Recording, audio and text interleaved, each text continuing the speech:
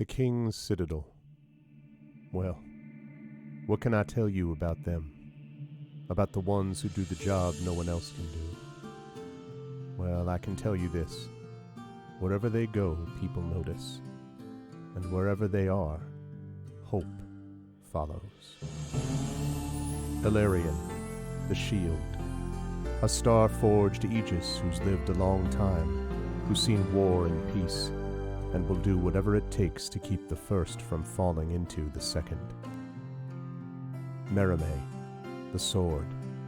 A Kalashtar bard whose dreams prophesy uncertain ends, but the wisdom of whose counsel and love for her sister are unquestionable. Tantin, the brain.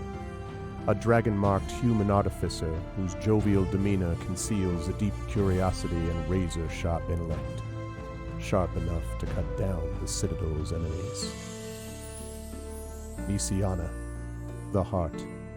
A dragon-marked halfling healer whose love for her sister is matched only by her desire to help and heal the members of the Citadel, no matter the cost. They came together to aid the salvage outpost of Salvation, where the Grey hovers nearby, a threat and a promise. They've made friends along the way, salvage brokers, sheriffs, and everyday citizens alike. But they've also made enemies. Irulan Karnak, most powerful of the salvage brokers, the Order of the Emerald Claw, and even the Lord of Blades, if he truly exists. And, most dangerously, they've discovered something so powerful it could undo the fragile peace between nations. The Oracle of War. This powerful device will give anyone who owns it the knowledge they need to win any battle, and everyone from rival nations to greedy bandits will stop at nothing to possess it, especially now that it's begun to speak lines from the ancient draconic prophecy which predicts all of Eberron's future. Well, they've survived the Grey and saved Salvation, but can they survive the intrigue and deception of Sharn, City of Towers, where those with deep knowledge of the draconic prophecy must help decide what to do with this artifact? Only if they remember that in the end, all we have is each other and the King's Citadel. Long live the King. Welcome to Eberron. Welcome to Sharn.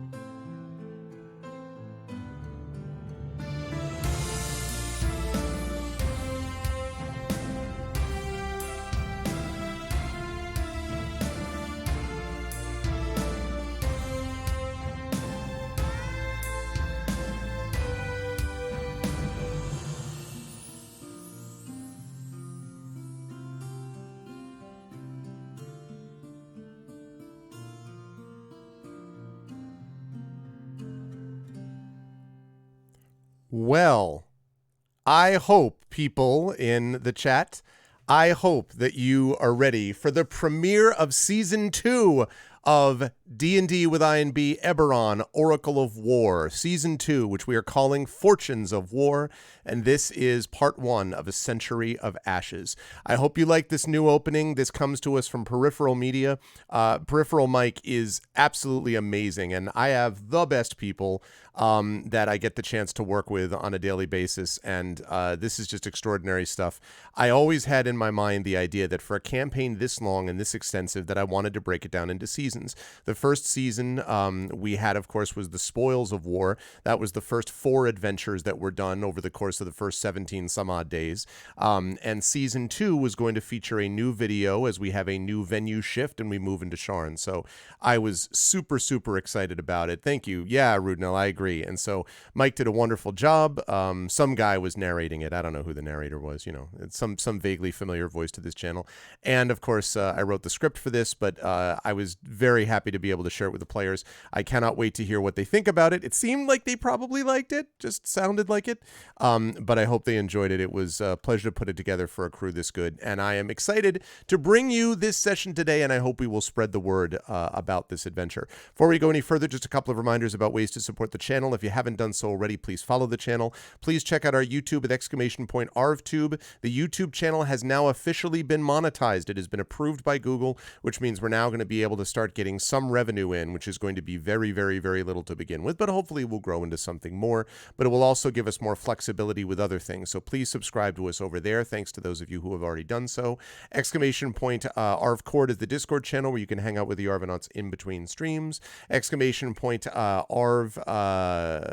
Tweets is my Twitter, where you can always check out when I'm going live. I always post about different stuff relating to that. Website, arvanelleron.com. On the financial side, !Arv Shop is my merchandise area where you can get stuff for Infinity and Beyond, Adventures in Middle-earth, and soon to be the brand new Expedition from the Mysterious Peaks that is now only a little bit over, about 6 weeks away, basically, before we launch that new campaign. So you'll be able to get that there. !Arv Treon is the Patreon. That's really the financial backbone of the channel, and it is that plus my subscriptions here that makes it possible for me to commission videos like you just saw, like awesome videos like that. That is as a result of the money and the stuff that you have been able to support my channel with, and so thank you to those of you who have done that.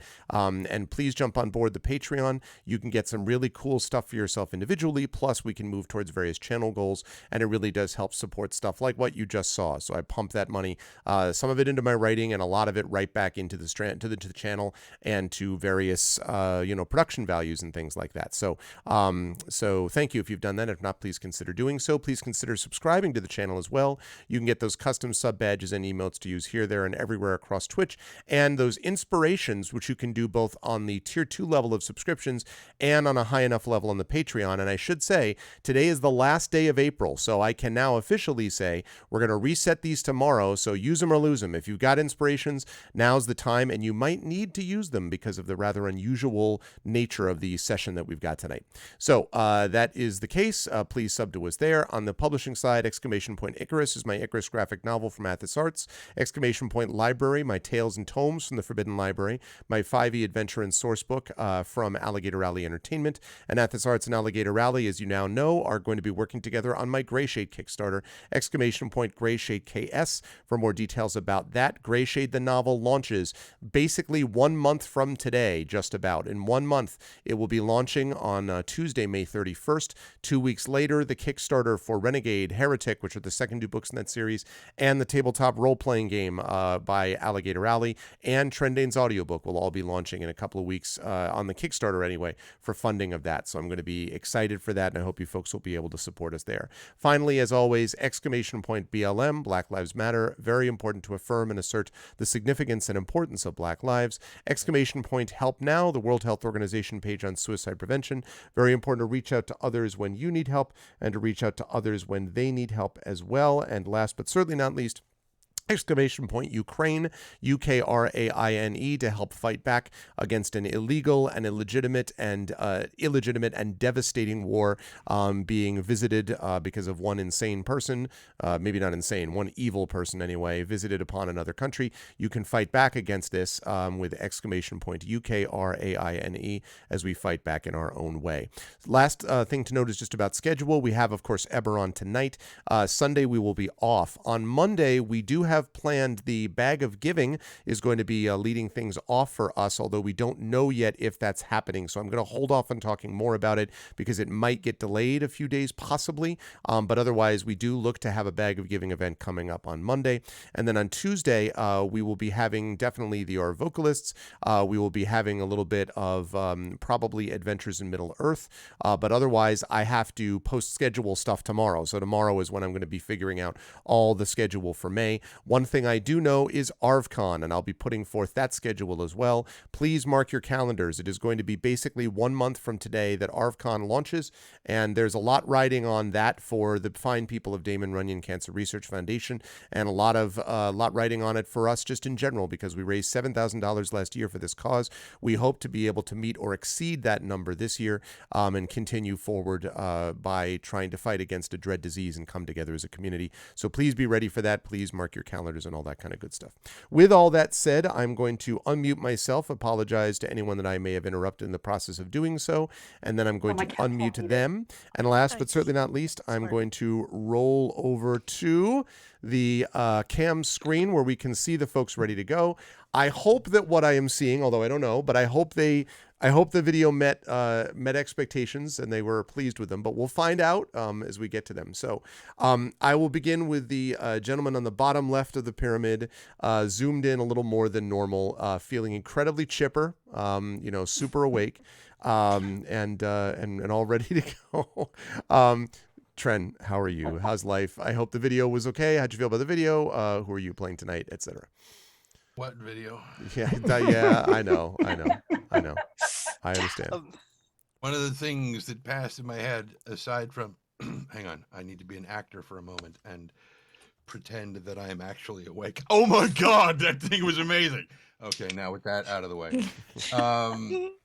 With the very first Mech Warrior game, if you had a computer that was not good enough to play it, now granted, there are probably some, calculators today that could play it just fine. But back then, if you were having trouble and your computer couldn't keep up with it, you just put everything in wireframe and it didn't have to render all the textures and everything. Okay. And so I see from this video that wireframes have gotten much more amazing. Yeah. I think it's very, very cool that wireframe there. But I am a little bit concerned that said, and Tanton, the pain. Why do you think Tanton is a pain? What the hell is up with that? I indeed did not say that. It was the brain. You have although now, what you realize that you're now making me think a little bit about the opposite way of how Princess Bride should have been like, and to the brain, and I'll tell you why. Well, I am, despite the miss here, which I'm sure you actually clearly totally misheard. I see that completely.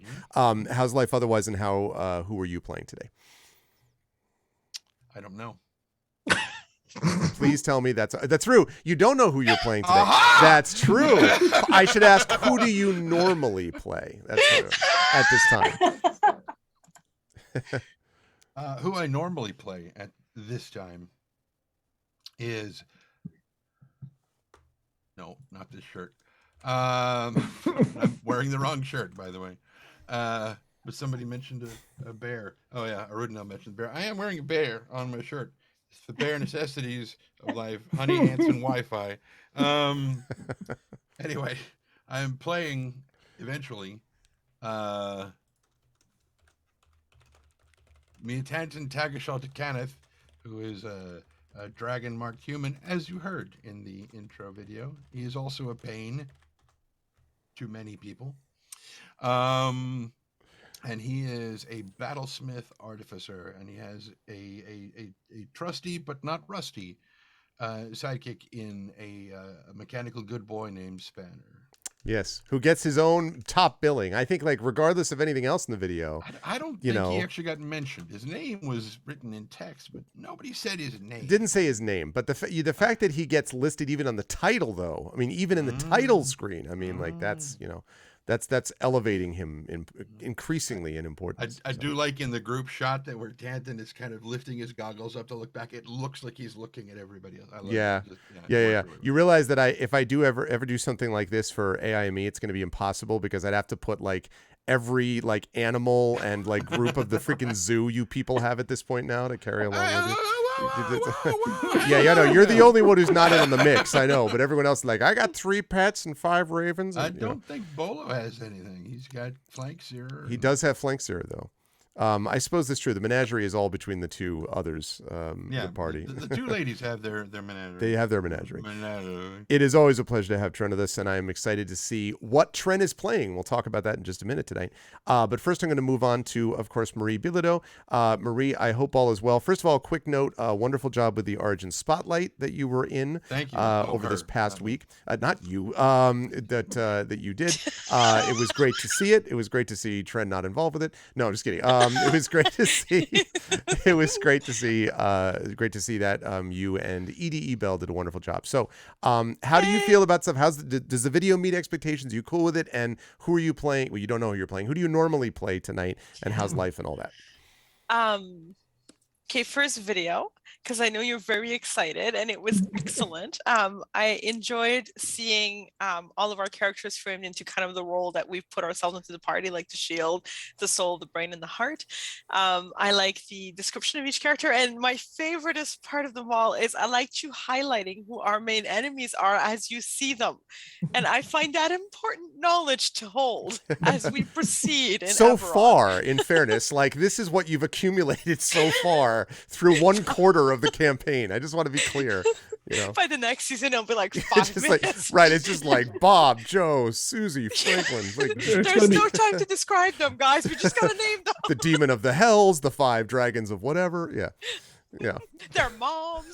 Their moms, also their mothers. Yeah, it'll be like a 20-minute credit sequence. Everyone's like, Jesus, what are you The people king. doing? You know, we'll just do a second video. Part 1 is Oz. Part 2, and here's the enemies. Yeah, Right, exactly. The King's Citadel. Wait, I thought they were the King's Citadel. No, they pissed them off too. Like, things have changed. Oh. man. So it was excellent. Thank you so much for that. I liked it. I can't wait to see it again next time. It Indeed. is very awesome. And I would like to state that I had super much fun on the panel, on the Origins TV thingy with Edie Bell. That was amazing. And 2, it was my birthday. That's right. That's right. Happy birthday. I did wish before, but you I'll did. wish No, again. it's okay. Happy No, birthday because you need to know, because this is important. I Okay. had pink birthday cupcakes with confetti, Okay. pink icing, and then tonight I also had a pavlova. What is a Oh. A pavlova? cherry pavlova. It's like layers of meringue Okay. with some cream, whipped cream, and fruit in each center. And the meringue is made in such a way that it is not super crunchy meringue. So it's a bit marshmallowy as you cut through. And it is the freaking most amazing thing ever. It's angel clouds on a plate. It's an entire berry field in your mouth. It is joy incarnate and sparkles in your heart. Stop. I'm diabetic. Almost no sugar, Trent. You look How at is it, that you would possible? pass. And also is good for you in every way. Like, what is this thing? Someday, Dessert superfood. Also makes julienne fries. you mean there's sugar in the pavlova? Shit. Yes, you would look at it and you might explode. Okay, that's cool. but- I didn't check it out. So I just wanted to share that. And also there was homemade pizza the night of my birthday, so it was good. Life is good. I am Nice. full of food.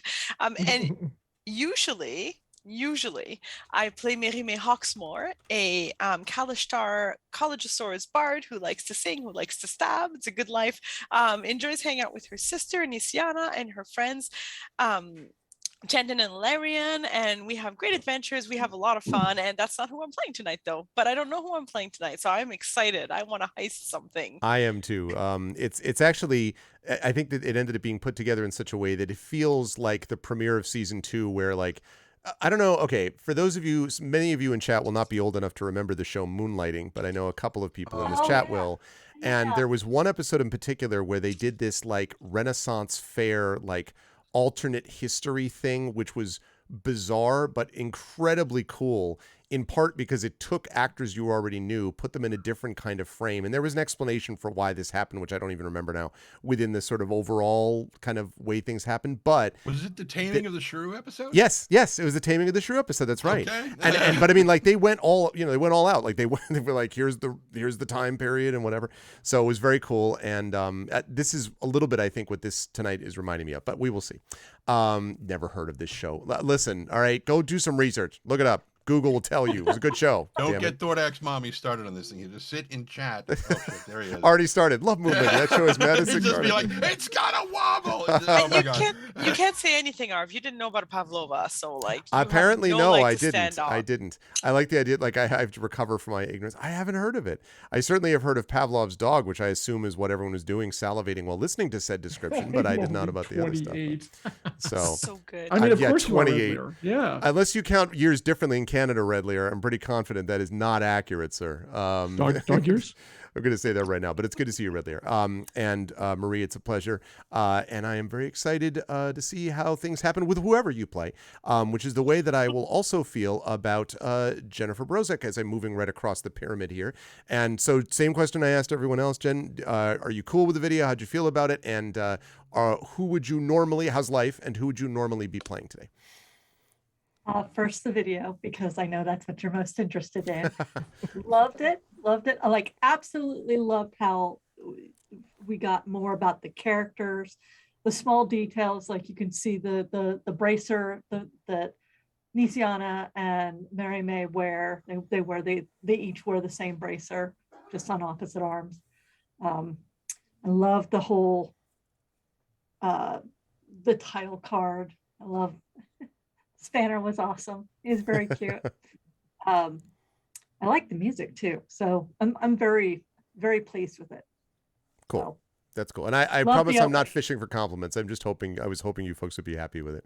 I got a little nervous because, yeah, well, awesome. I was going to say, like, I was getting nervous because it's something like, I think it was yesterday in the Discord, Jen was like, he was like, hey, guess who got the season 2 video? And Jen was like, can we see it? I was like, tomorrow you can. And Jen was like, you are a meanie. And then I was like, if they don't like the video, I'm going to feel really stupid. And I hope that they like it. So that's really more relief I'm looking for than anything else. No, I love it. Life is all right. You may hear coughing in the background. My husband's asthma is kind of acting up right now. I also have cats. I have this little one, Lilu, who wants my attention right now. Speaking of the husband, our 14th year wedding anniversary is tomorrow. Yay, happy wedding anniversary. We're going to basically have high tea in a box, gluten-free, of course.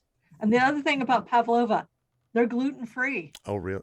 Is there anything this thing doesn't do? I'm waiting for just like, did you know that Pavlova once saved a continent from sinking? Because that's Cleanse your floors and drain your pipes, I can not on burglars. structural integrity. Yeah.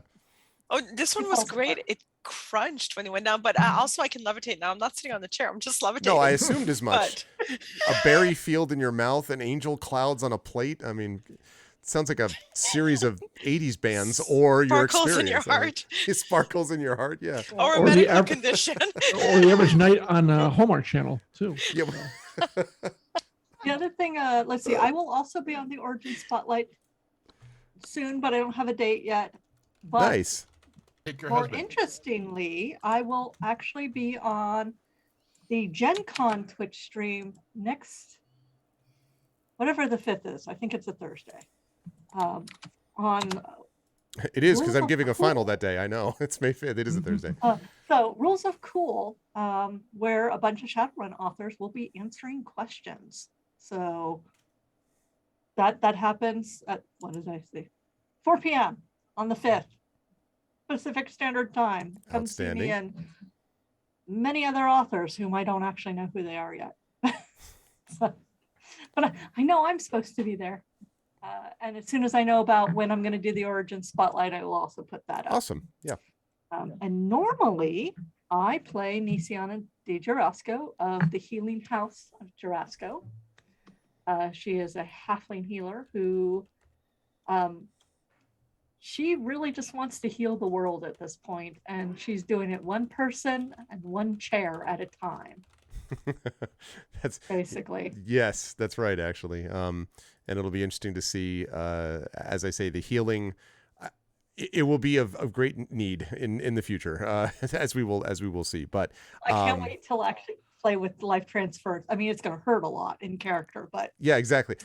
I can't wait in sort of an intellectual sense. I think Nisiana will be like, but yeah, it's going to be great. I am excited for it, and I'm excited to see who you play tonight, which we'll discuss in a moment. Last but certainly not least, Mr. John Helfers, of course. John's good to see you. I hope all is well. And again, same question. I hope Larian actually was the only one who got basically 2 pictures in one intro sequence, which because I made 2 pictures. Because you made 2 pictures, that is true. But I hope the video met with your approval, and otherwise, how is life, and who are you playing? Who do you normally play, etc.? The video was very impressive. It was so impressive, I actually didn't listen to, I caught the beginning of the line for Ilarion and the end of it, and I didn't the middle. Alarian, a guy with I too much feel- armor who Who drives the GM crazy? Yeah, exactly. No, it was awesome. Mike did a terrific job. Kudos to him. Yeah, Mike is It's super good. Really, if you need video really needs, go cool. talk to Peripheral Media. Seriously, Peripheral Mike is super good. Yeah, so very, very impressed. Yeah, very happy to see it. And yes, the 2 shots, those two picks, man, love it. It was great. Absolutely. Regular Alarian, stealth. That's stealth Alarian in the first one, and then armored up, ready for battle Alarian. That was really cool.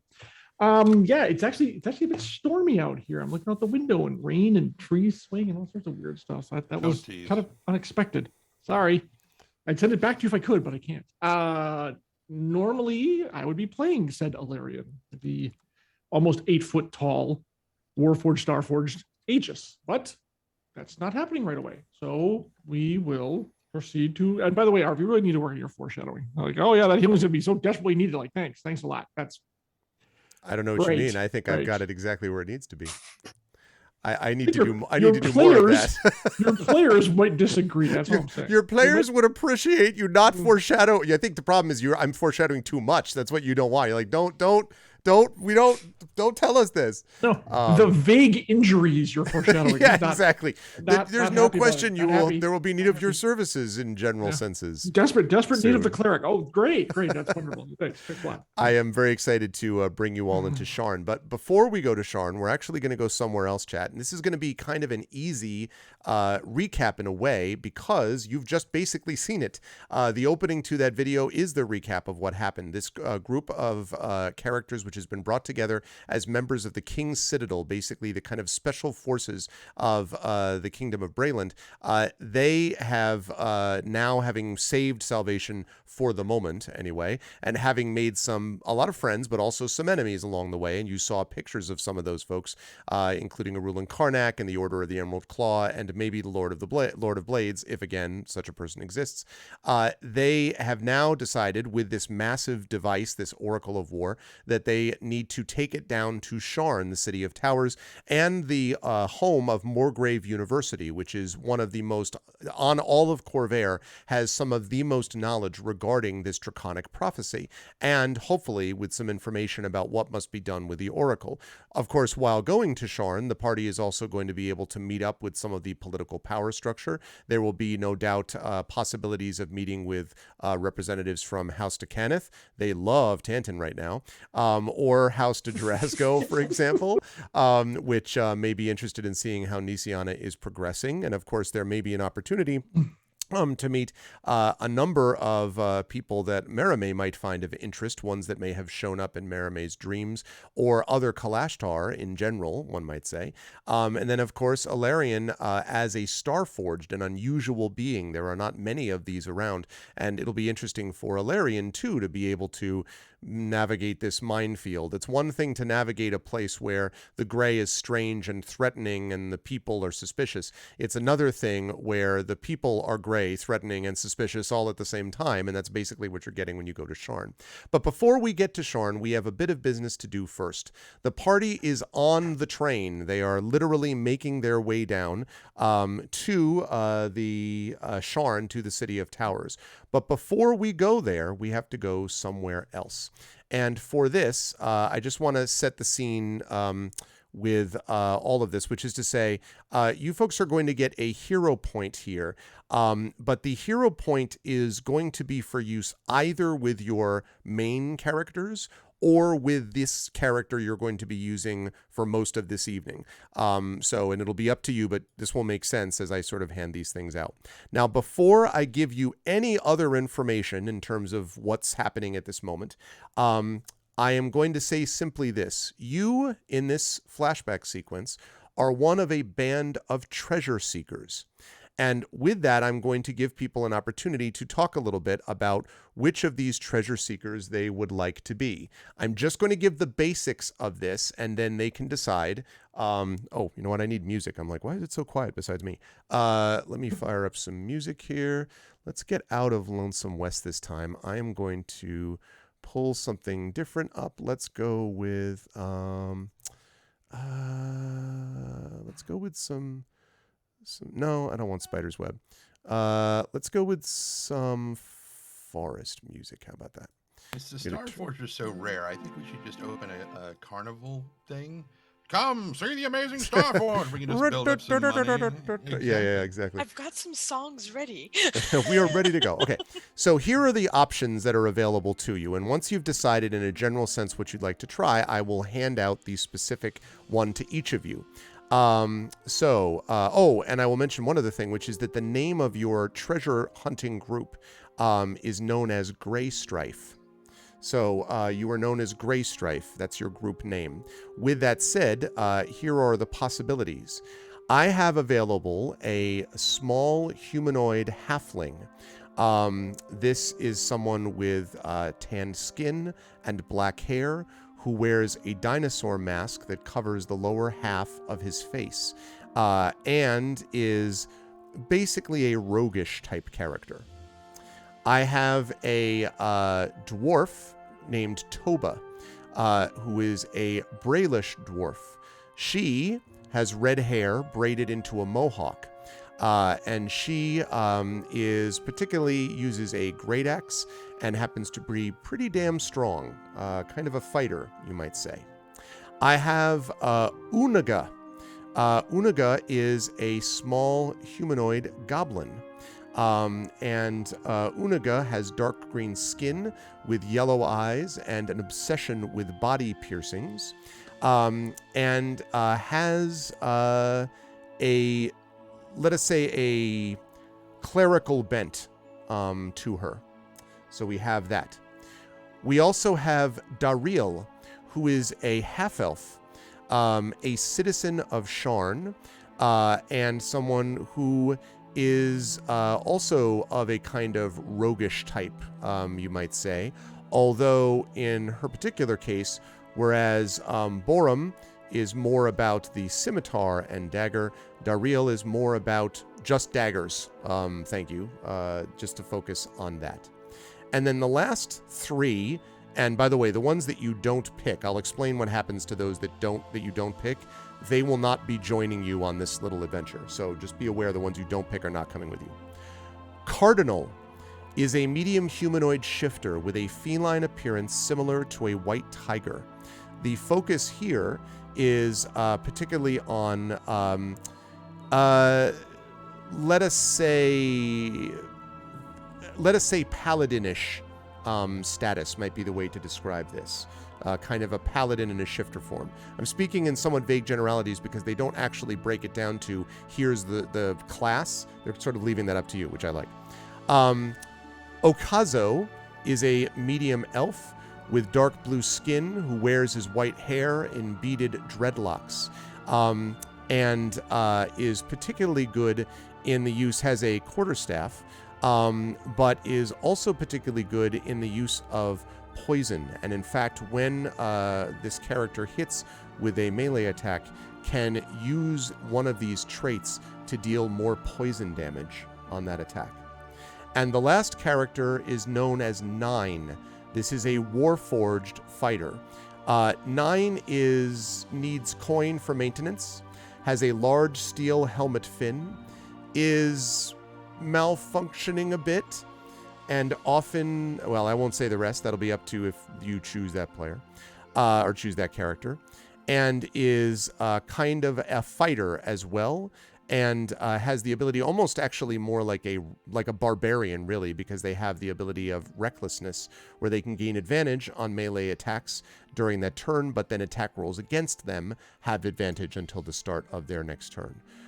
So there you go. You have Borum, the humanoid halfling, Toba, the humanoid dwarf, Unaga, the humanoid goblin, Dariel, the humanoid half-elf, Cardinal, the humanoid shifter, Okazo, the humanoid elf, and Nine, the humanoid warforged. Which sounds of interest to anyone in the party? I will begin with, as I pop this up on my screen, I'll begin with Tren, normally who plays Danton. Tren, what sounds interesting to you? And if the party wants to talk as a group about what they want, that's also cool with me too. What was number 3? Number three would have been, I believe that's Unaga the goblin. That's what I thought it was. And what does she do? Unaga is apparently relating to some kind of clerical abilities. And dark green skin, yellow eyes, obsession with body piercings. Other details you can reveal once I give you the characters whenever you choose them. Well, last week I committed to 3. So I'm committing to 3. Unaga. All right. So I'm going to I'm going to send this to you actually, I think, via Discord, because I don't think I can private file you or something in Zoom. So I will send this to you directly in Discord, Trend. Okay. And there you go. Okay. Now, Marie, which of the ones that are left seem of interest to you?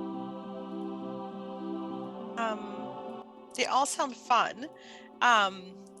By complete chance, I did say I would play character number 4, and I do feel like throwing daggers at people's heads. So I don't mind doing Daryl the half-health, but I am happy to do anything else too if anybody is in the party is like, oh, I want to do her and throw daggers at people's heads. Up to Jen and John? No big feelings? No? All right. Because poisons, I could also feel poisons if somebody feels I have the character I want in mind, so that's fine. That's not the one. Perfect. So yeah, Jen, unless you have a No? All good? All right. Well, then I'm going to send you that also via Discord, Marie. Give me a second. Perfect. There we go. All right. So we said Dareel, right? Yeah, the half-elf roguish type person. I with keep daggers. hearing Daryl from Yeah. Yeah. It's in the hall. That's which is coming. You heard they're coming back? Yep. They're, yeah. That's, my wife is a huge fan. Oh, yes. okay. Well, I mean, I am too. I really like their stuff. Yeah. So. Okay. So, Jen, you're up next. Which of the ones remaining seem of interest to you? Last game I said I want to hit things, and in the green room I said I'll be number 2. So Toba sounds perfect. Toba. All right. The dwarf who has an axe and is a fighter and is very, very strong. Would you say you have an They axe hit me. to grind? Little I'll be here all the way. That'll keep you awake, Trent. Try the veal. Every Don't try the time- veal, actually. yeah. It's terrible. Anger. I told you, anger's going to keep me awake. There you go. How dare Dad you, jokes sir? are not going to help.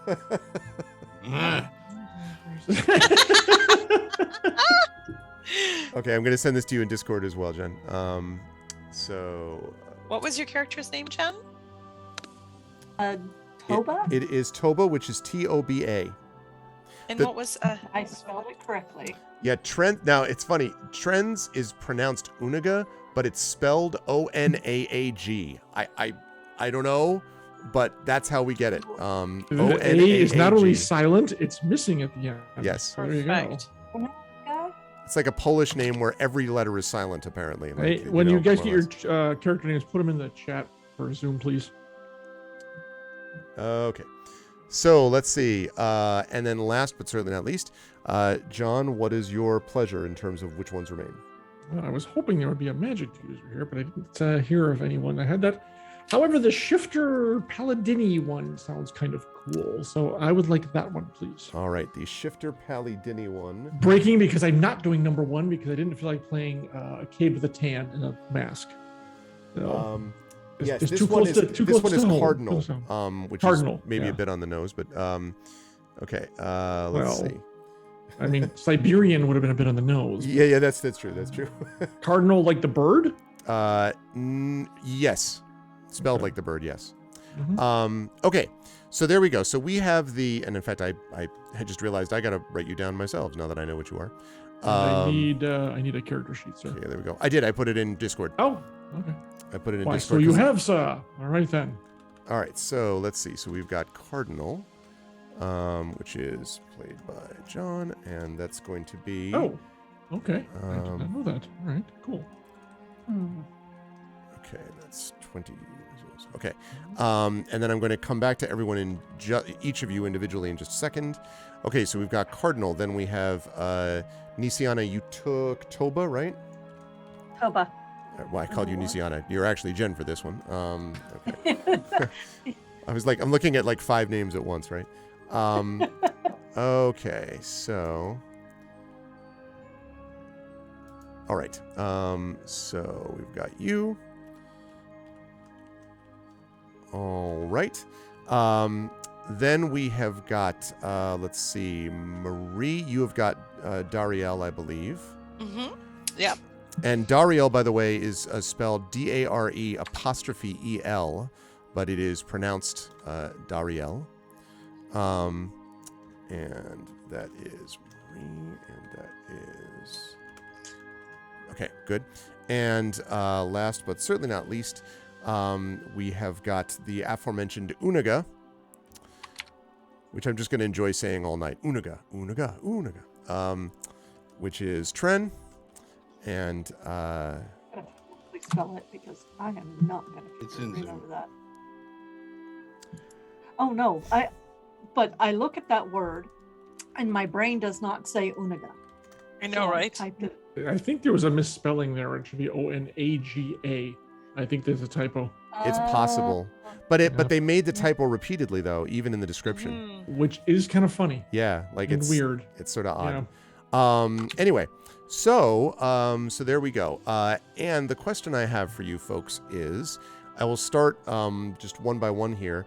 Now, this is a situation, so you know, where there are some basic things that you're free to reveal what you do or don't want to reveal about the character, but there will be cases where aspects of your character would obviously need to be evident and revealed. In other words, like, there's no reason to play this coy. You're either going to be playing this 1 or 2 sessions at the most, for the moment anyway. So, you know, you don't need, I have many months to develop this. Like, that's not necessarily the case here. But having said that, it's up to you, you know, however much you do or don't want to share. It's like the end of the Fifth Element. You have 20 seconds. Yes, pretty much. That's exactly right. Okay, so so with that in mind, actually, anything else which Unaga wants to reveal about themselves at this time? And actually, I'm gonna change your names while you're doing this. I'm gonna change your names, and I just realized this could be really confusing if people don't know what they're looking at.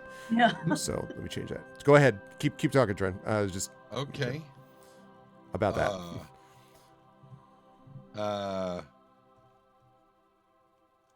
Yeah. I mean, she does possess a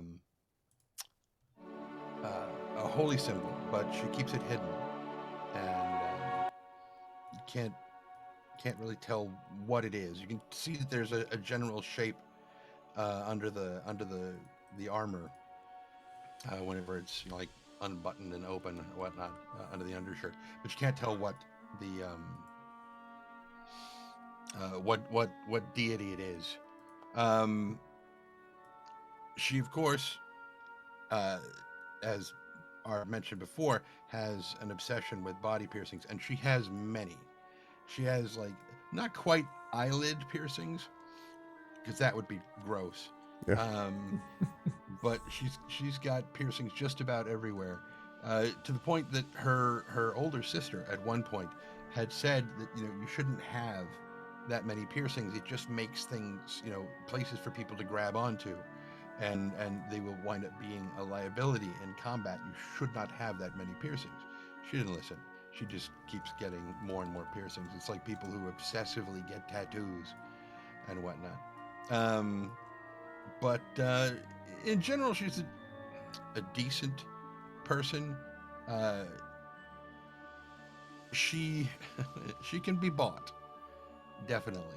You know, they say that everybody has their price. Hers is maybe not as high as, you know, some people might think, and but, you know, if things get kind of to the point where they're about to hit the fan, she is rather skilled at just disappearing. You know, just getting the hell out of Dodge, and making her escape, as it were. Very cool. All right, moving right on up the line, as I have now managed to change these, for the moment, to change these names. Let me ask, is there anything, Marie, that you would like people to know about Duriel that has not already been said? I mean, I think that most people know that she's a proud citizen of Sharn, and in fact, even hosts the weekly community meals in Middle Memphis for the Smoky Towers district, something that she is quite proud of, and it means a lot to her. She's very community focused as well, although coin is a good motivation for her. She has blonde hair and green eyes. That's what she looks like. And generally, I think she's a really lovely person who hosts community meals and would obviously not stab anyone. No, certainly not. That this all seems very above board to me. It seems quite above board, and I'm glad to know that. All good. What about Jen? What about Toba? Anything else to communicate about Toba? Toba very much is part of Grey Strike, part of her family. She also, speaking of family, must redeem herself. I'm not quite sure what for, but we'll figure it out sometime soon. She is smart, she is strong, and is sometimes a bit reckless. So she is. It's to her advantage to not go first, I think. So she's gonna be fun, and she wields a great axe. And it is a great axe. I mean, it's fantastic. Yeah, it's a super good axe. It looks wonderful, and she's very good with stone. She knows all about history of stone workings. She will wax poetic about architecture until people make her stop or I'll walk away. Just one of those things. She really likes architecture. I mean, the different types of stone. I mean, sometimes you can use lime versus sandstone versus granite. They all have their uses. Good stuff. I am excited to see more about and to hear more about Toba's interest in these things. Last, John, anything about Cardinal you want to talk about? Yeah, I'm really quickly reading up on the Sovereign Host, like, oh, what the hell is this? And it's this big, long thing. Yeah. Oh, yeah, the Sovereign You Host, said we have talked a little bit about with Chapel of the Silver Flame, but there'll be more about that down the line. I guess it'll be Doldorn. All right. Yes, Cardinal is, I mean, basically, she is Paladin-esque, and you all are aware of it since she's worked with you before. She has a Divine Eminence from melee attacks, can deal radiant damage, and also the shifting part too, which is more Tiger-esque. Yeah, it's funny when I opened up the description. She is the unofficial leader of Greystripe, which I found hilarious. So just saying, totally random. But yeah, what you guys know is she's very pragmatic. It's not like automatic lawful good necessarily. Her quest is for knowledge primarily, and that's why this mission has been assembled. Greystripe assembled kind of thing. But yeah, she's that's the bulk of it right now. That's what the mission here is, the one that she's kind of spearheading. Let's put it that way. So yeah, I think that's about it for now. Very good stuff. Okay, well then in that case, I was about to retweet Jen's tweet being like, and here's who they're playing, but now people can come and find themselves what characters they're playing now that we actually know. So here's the scenario, and I will tell the party up front that the flashback you are in now will have consequences later in this campaign. So what happens now will have an impact on what happens in your main characters more generally. So that's something to keep in mind.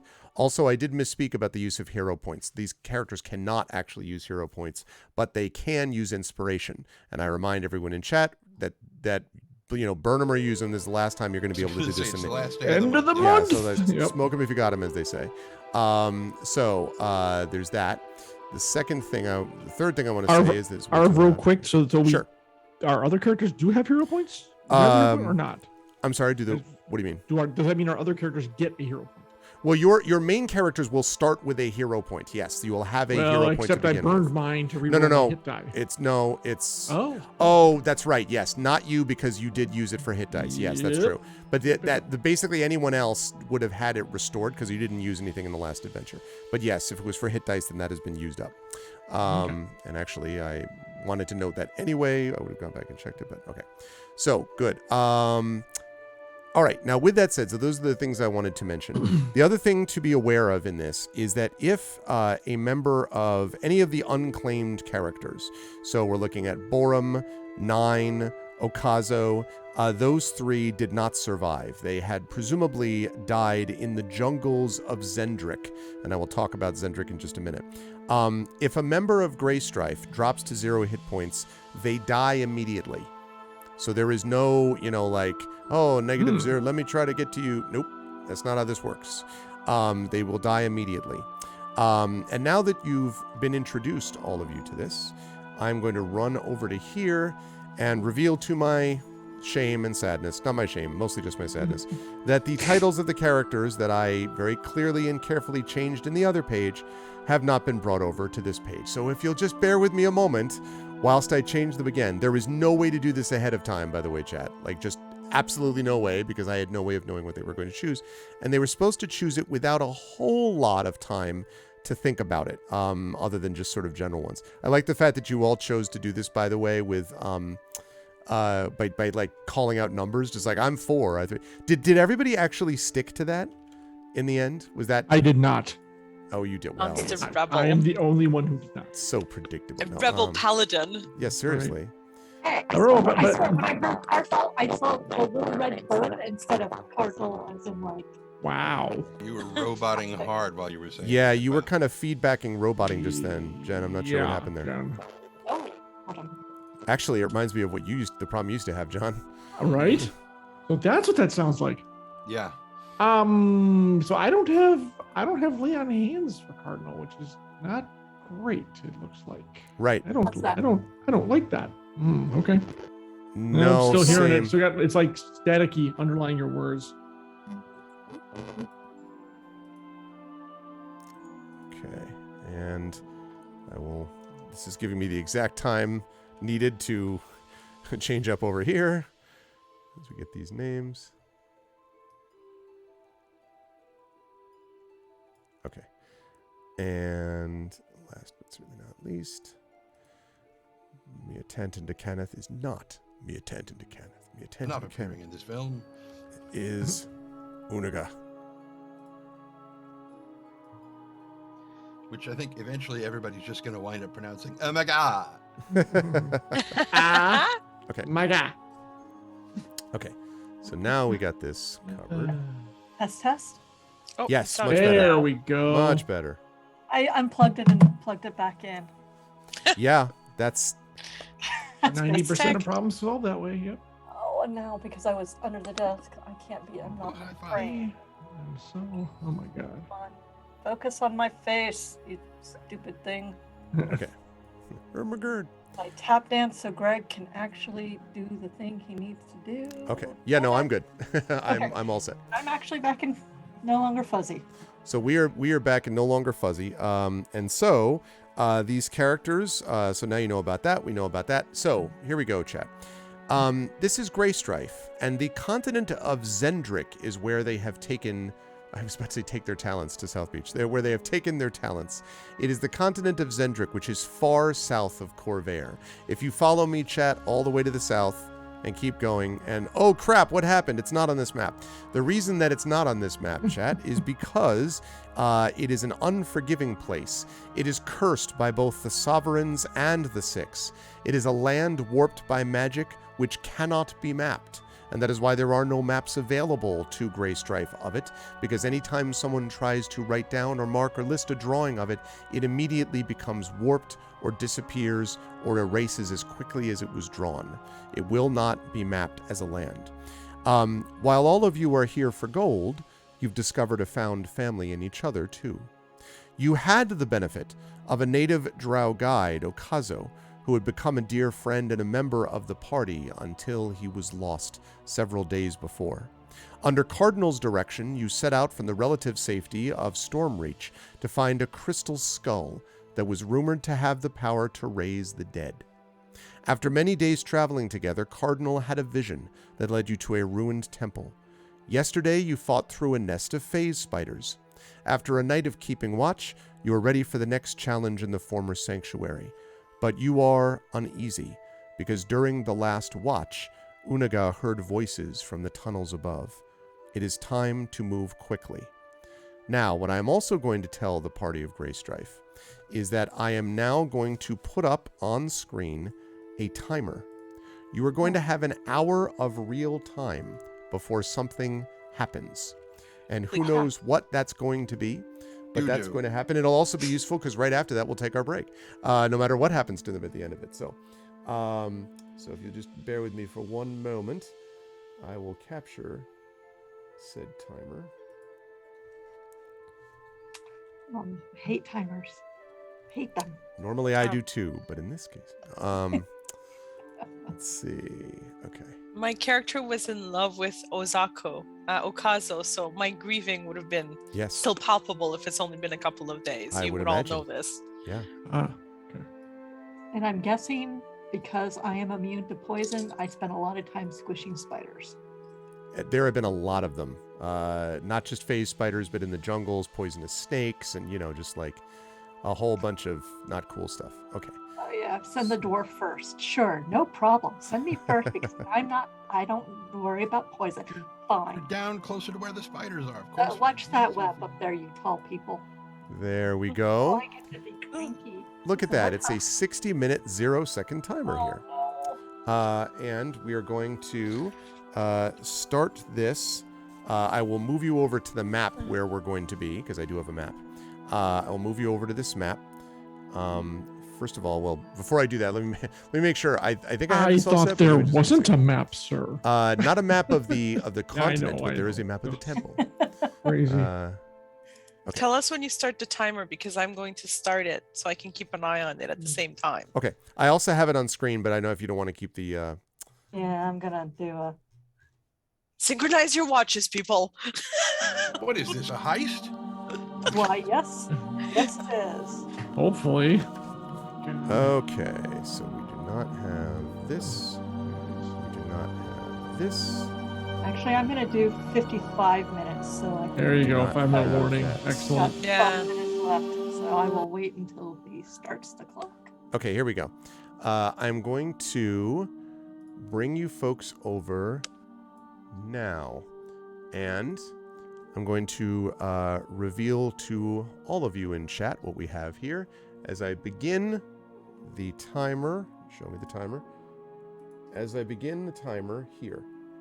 Okay, so, and it captured it incorrectly. Don't worry about it. I will keep this in mind. So, what you see before you is the area of this ruined temple. A couple of general notes to keep in mind. The ceilings here are about 9 feet high. There is a mixture of rubble and dirt tunnels and stone floor tiles, which are all that remain of a once beautiful temple dedicated to an unknown patron. There is no light down here at all other than what you bring with you or what you can see theoretically in the dark. So there's nothing that penetrates this deep into the temple.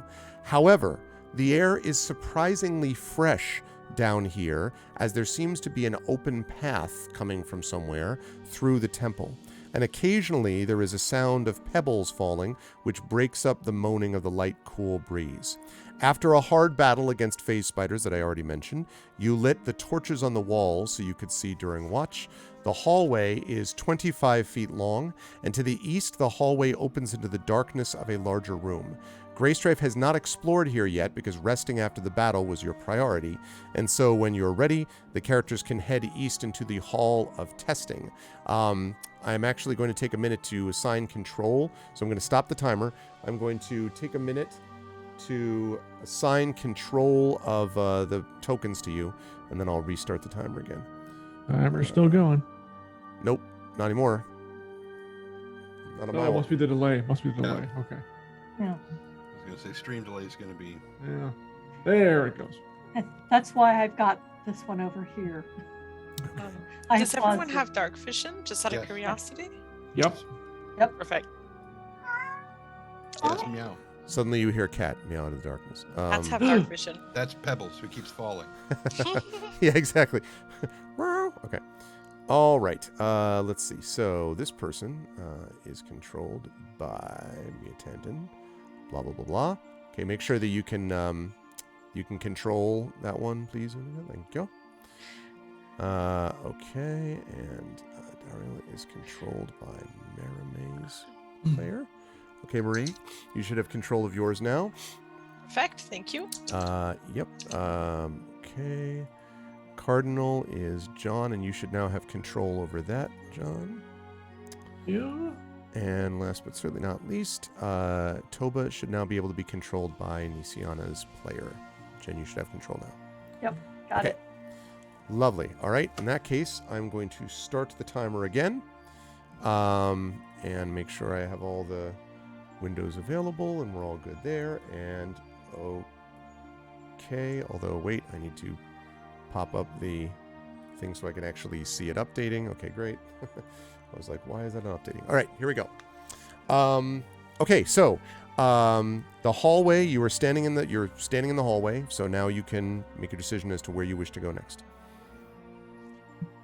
Well, since none of us need torches to see, we're going to look through the doorway into the next room. Okay. So let me show you what you see. And you will have to, unfortunately, you will have to ignore these things, I'm afraid, the way that the map looks. Move over there. I'm going to zoom out a bit, too. Well, ignore those big black T's in each square. What could that possibly mean? Mm-hmm. Can I What? hear Don't see anything, Arv? Well, you can hear... So I mentioned that there are constantly, like, these little rocks and pebbles and things like that that seem to be falling. So you can definitely... That's definitely the case. Okay. By the way, these are 5-foot squares. Okay. And this is a wide stone hallway open ahead. Its ceiling is lost in gloom. The stone tiles on the floor have a light checkerboard pattern, and they are coated in a moist rainbow sheen. And the only exit that you see is an archway to the east. Does it look like oil? It does look like it's oil of some kind, yes. Oh, that's probably not great. Well, we could always just set it on fire now and see what happens. That's true. Is the checkerboard pattern on the floor or on the walls? It's on the floor. I've seen Indiana Jones, guys. I know this. Do you want to go first? Is there any is there any kind of smell in the room, Arv? Yeah, well, it does. So there is a sort of faint, oily smell to the room for sure. Beyond that, I would say no. There's kind of the strange. You would have expected it to be kind of like still and kind of stuffy, actually, but because of the freshness of the air, there don't seem to be any very obvious scents besides your own and the kind of oily smell in this room. And these tiles are flush with each other, or there's mortar in between them, or what? I would like you so you're looking specifically there on the floor. It looks to you like the tiles are flush with each other, yes, but the pool of liquid over the floor is about a 1/4 inch or so. So there's no tile that's visible. Like it's literally the whole floor is coated in this stuff. What if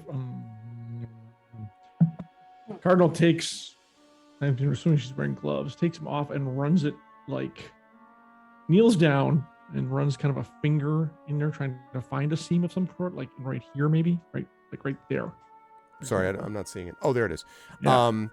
You do not feel any particular kind of seam. I mean, I guess I should rephrase that. There are seams, but they all seem like extremely regular and like part of the, like not just unexpected ones, you know? Okay. And the oil's not spilling into the room we just rested in? Correct. This room is slightly lower than the one you were just in. Okay. In fact, it looks like it was deliberately made so. Go ahead. Can Ariel. I feel like there might be... Can I perceive a pattern anywhere? If not on the floor itself, like indicating a safe way, maybe like it's indicated on the walls, or you said the ceiling was gloom. So maybe on the wall, there would be something that could be perceived, or even close to the back of the room or something that would indicate some kind of pattern. Make a perception check for me, please, Daryl. How is she going to do that? I'll use the advanced dice roller. Yeah, sure. Right? Yes. What's your bonus? It's +3. Would someone else like to do it? No. Okay. I'll go for it. Okay.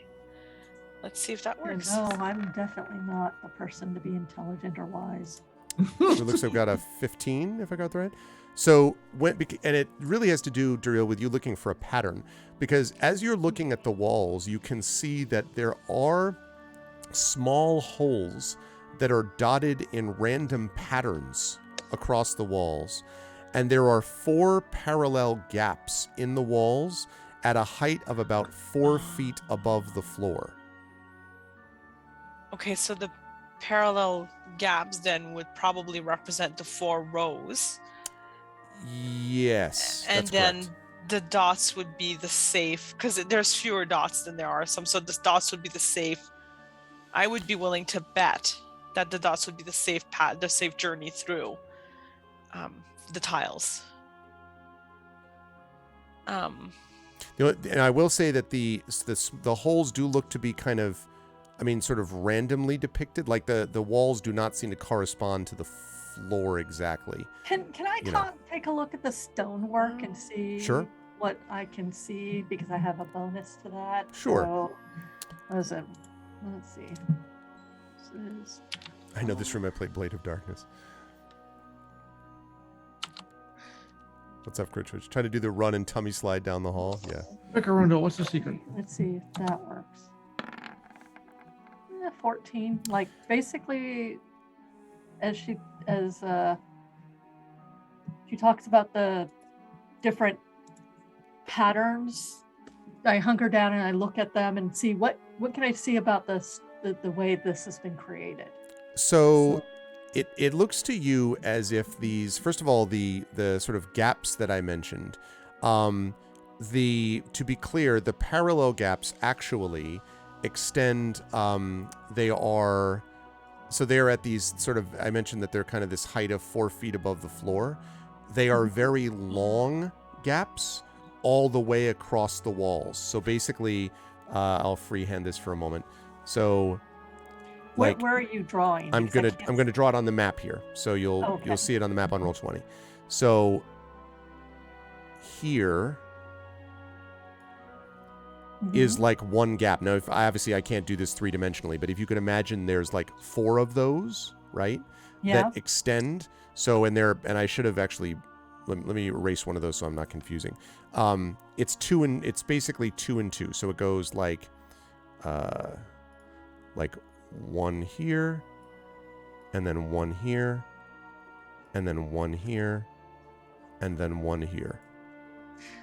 So gap 4 feet above the wall, right here. Gap 4 feet above the wall, or above the floor, sorry, right there. Oh. Gap 4 feet above the floor right here, and then gap right there. Oh, with holes on them? No, holes are around and like not just in them, but around them and all over the walls. So the gaps and the holes don't seem to correspond to each other necessarily. Except for right here. Except for, yeah, that's correct. Right But there's not more holes there than anyone else. There are some holes there, but they're not like specific to that. I'm wondering if there's a pressure plates except for, say, this. How do I mark? Let's see. This row here. Yeah. Okay. That, I mean, you'd have to obviously get to it to see it, but Yeah. That's like a 20-foot jump for me, and that's not happening. RVC gap, is it a slit or bigger? How, from top to bottom, how wide? It is a little bigger than a slit. It's probably a good say 3 inches wide. But it's not like enormous, obviously. Like Right. Oh, maybe we should just start throwing ball bearings into the room. Yeah. Are there any? Yeah, that's a good idea. Are there any traps tracks that we can see, or? Let's see. I don't know. I'll have That's you a long make an shot. I'll have you make an investigation check. It's gonna be hard though, but I'll have you make the check. Ooh, investigation. Okay, that's awesome. What do I add to investigation? It's intelligence, right? Intelligence, that's right. Oh, that's awesome. So it's not gonna be awesome, So guys. it'll be perfect. Yeah. It'll be totally awesome. Pretty not smart. Okay. Not that you can tell. I mean, there's no obvious other than the oil and the sort of gaps that I've mentioned, the wanted holes. to inspire Thordak's mommy wanted to. Thordak's inspire mommy Marie. has inspired Marie in this case. Inspired Duriel. All right. Well, you could do that again if you wish, Merame. I mean, that's not Merame. I'm going to make that mistake about 6 million times. That's Duriel. fine. You know what? I'll make it again because I appreciate the inspiration. Thank you. And anybody who gives me inspiration, I will happily use it like that quickly and perhaps foolishly. I was like, it's just like, well. I still feel inspired. For You what definitely it's worth. feel I inspired, still feel but you it, still do you know? not have any idea about like tracks in this room. A ball bearing idea. I mean, why not? Yeah. Or something heavier. Throw a dagger in there. Preferably something heavier. I don't know. We don't really have packs though, so it's hard to tell what we have. I would say you have the basic, right. Basic engine. I mean, we didn't come here naked with just weapons. We have basic, basic equipment's probably fine. That's right. Like an adventurer's pack. I mean, I need to look it up, but the basic details, yeah. Actually, yes.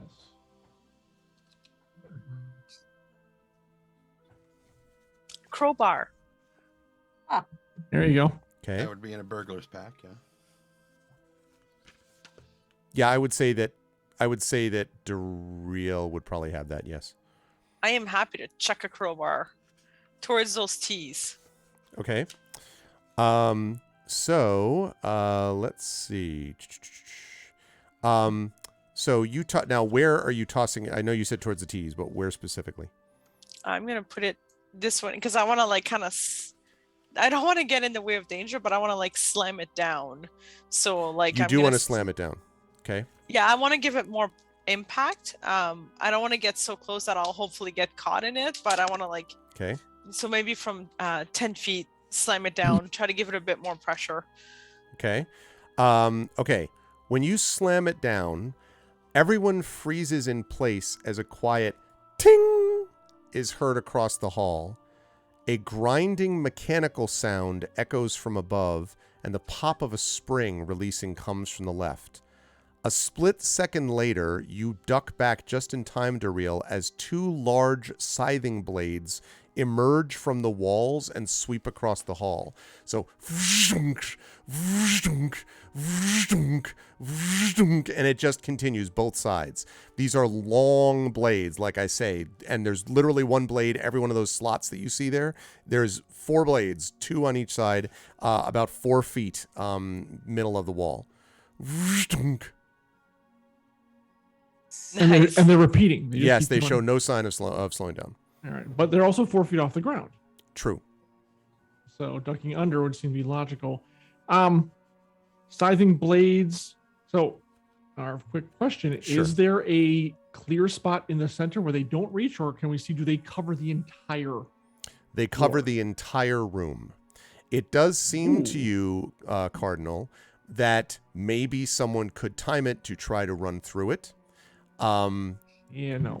To jump out of game for a brief second. This ain't a video game, folks. Tomb Raider style. Right, I was going to say, it looks like it would hurt a lot if it hit, though.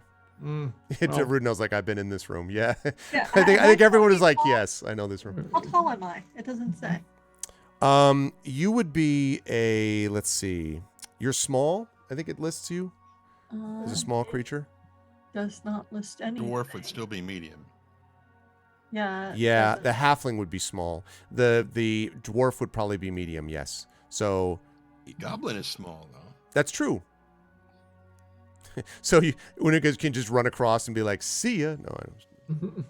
And the doorway to the east is still open. That is correct. Closed Yep. Or... Nope, it's open. Well, I mean, if we know the T's trigger the traps, we can kind of duck below those and try to go up towards the top and avoid the T's. And You mean Well, have remember, everybody? we can't see those. We here? don't know those are there. So Oh. you're assuming that you set it off with hitting what, this one, right? yeah, I hit that one specifically. Yeah. All right. And then Cardinal says, give me that crowbar. Do I still have the crowbar or? Did you throw it, or did you just kind of like bang it down. My impression, at first I thought you threw it, but then you said you wanted to slam it down with some force. So I would Yeah, let you so do either, Daryl. You could still have it if you want, if you just Yeah. slammed it down with force. That's why I said you kind of were like, whoa, as it was like, the blades came across. It has meaning for me. Ozako gave it to me. So yes, please be good to it. It was Ozako's prized crowbar, yes. And Cardinal will go to this one, the square under the 2, which of course you can't see. Mm-hmm. And she will then, with her big 10 strength, smack it down as hard too, just in case. I'm curious whether it's going to actually disarm, or stop the blades from going. Now, to do that, I'm going to need you to make, since you're, I assume, kind of like reaching over from the door. I'm crouched down. You're by the way. I'm crouched not down. Standing. Yeah. Okay. I want to be very clear. I want to be under the 4-foot Okay. scythe. Just to be clear, Shield? that means you're Yeah. now also drenching yourself in oil. Just want to make sure I'm Partly. clear about that. Yeah. Okay. Yeah. Like my hand's probably down there, and yeah. So it's gonna be a little splash. That's Outstanding. true. Just gonna make a note. Okay. Uh-huh. As you Bye. as you duck down, and there's no effect, like except that it's very unnerving to hear, yeah. like right above your head. But no, there's no change when you, no more clicks or audible pings or anything. Well, certainly we should skirt the walls on either the top or bottom to only get cut by one blade if we're going to go into this room. But my worry is what happens when the oil is somehow set alight when we're halfway across. Ooh, what if the holes in the wall are part of the trap and they're the flame shooters? It's just Such a trying to positive lay it out attitude with you have. Yeah, exactly. Hey, look, trying real hard. Okay, so basically, here's how many hit points does everybody have? I mean, I'm trying to gauge if I have more than everybody else or not. You can tell that if you want. I know what it is. So Okay, do I have? Am I like at the top of the hit point range here? Yes. Okay, maybe I should try to go through and get to the other side.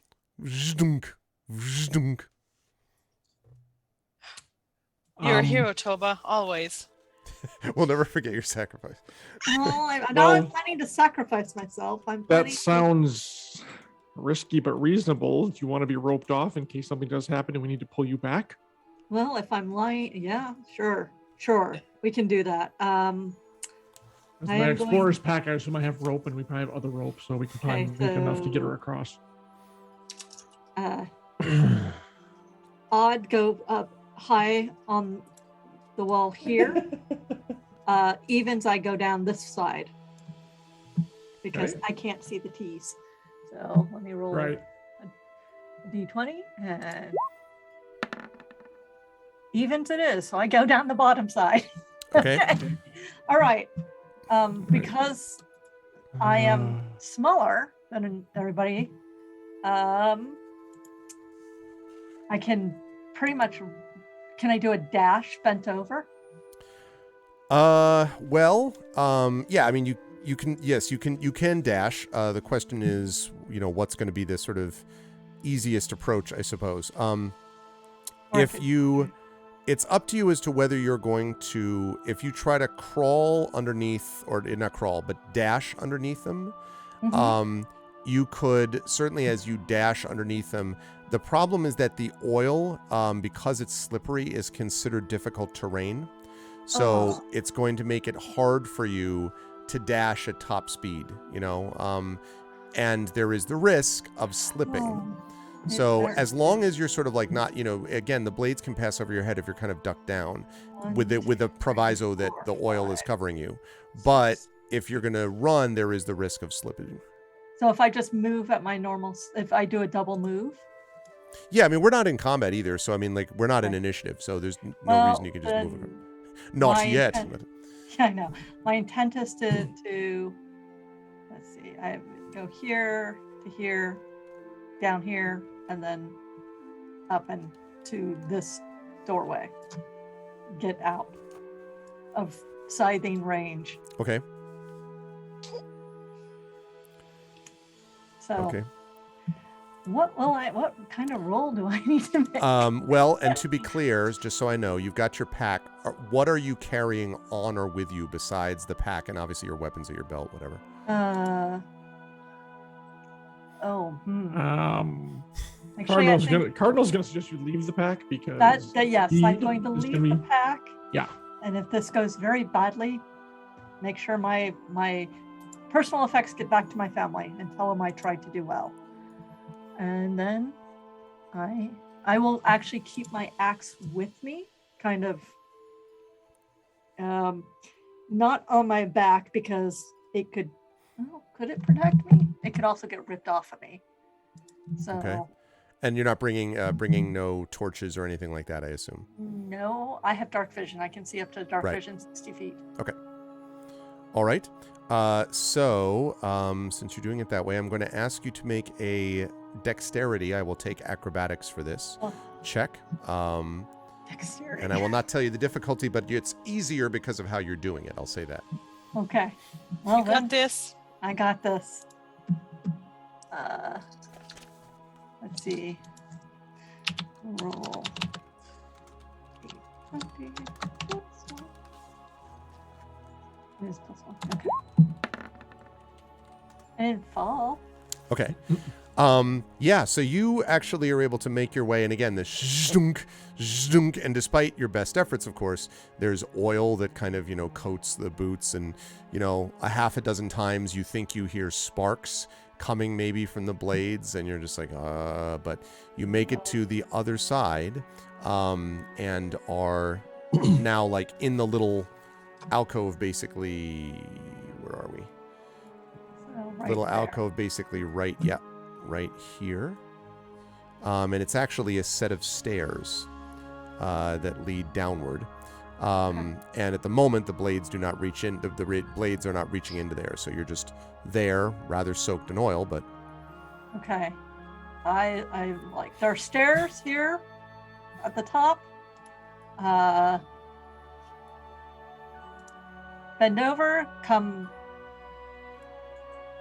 carefully. It is slick.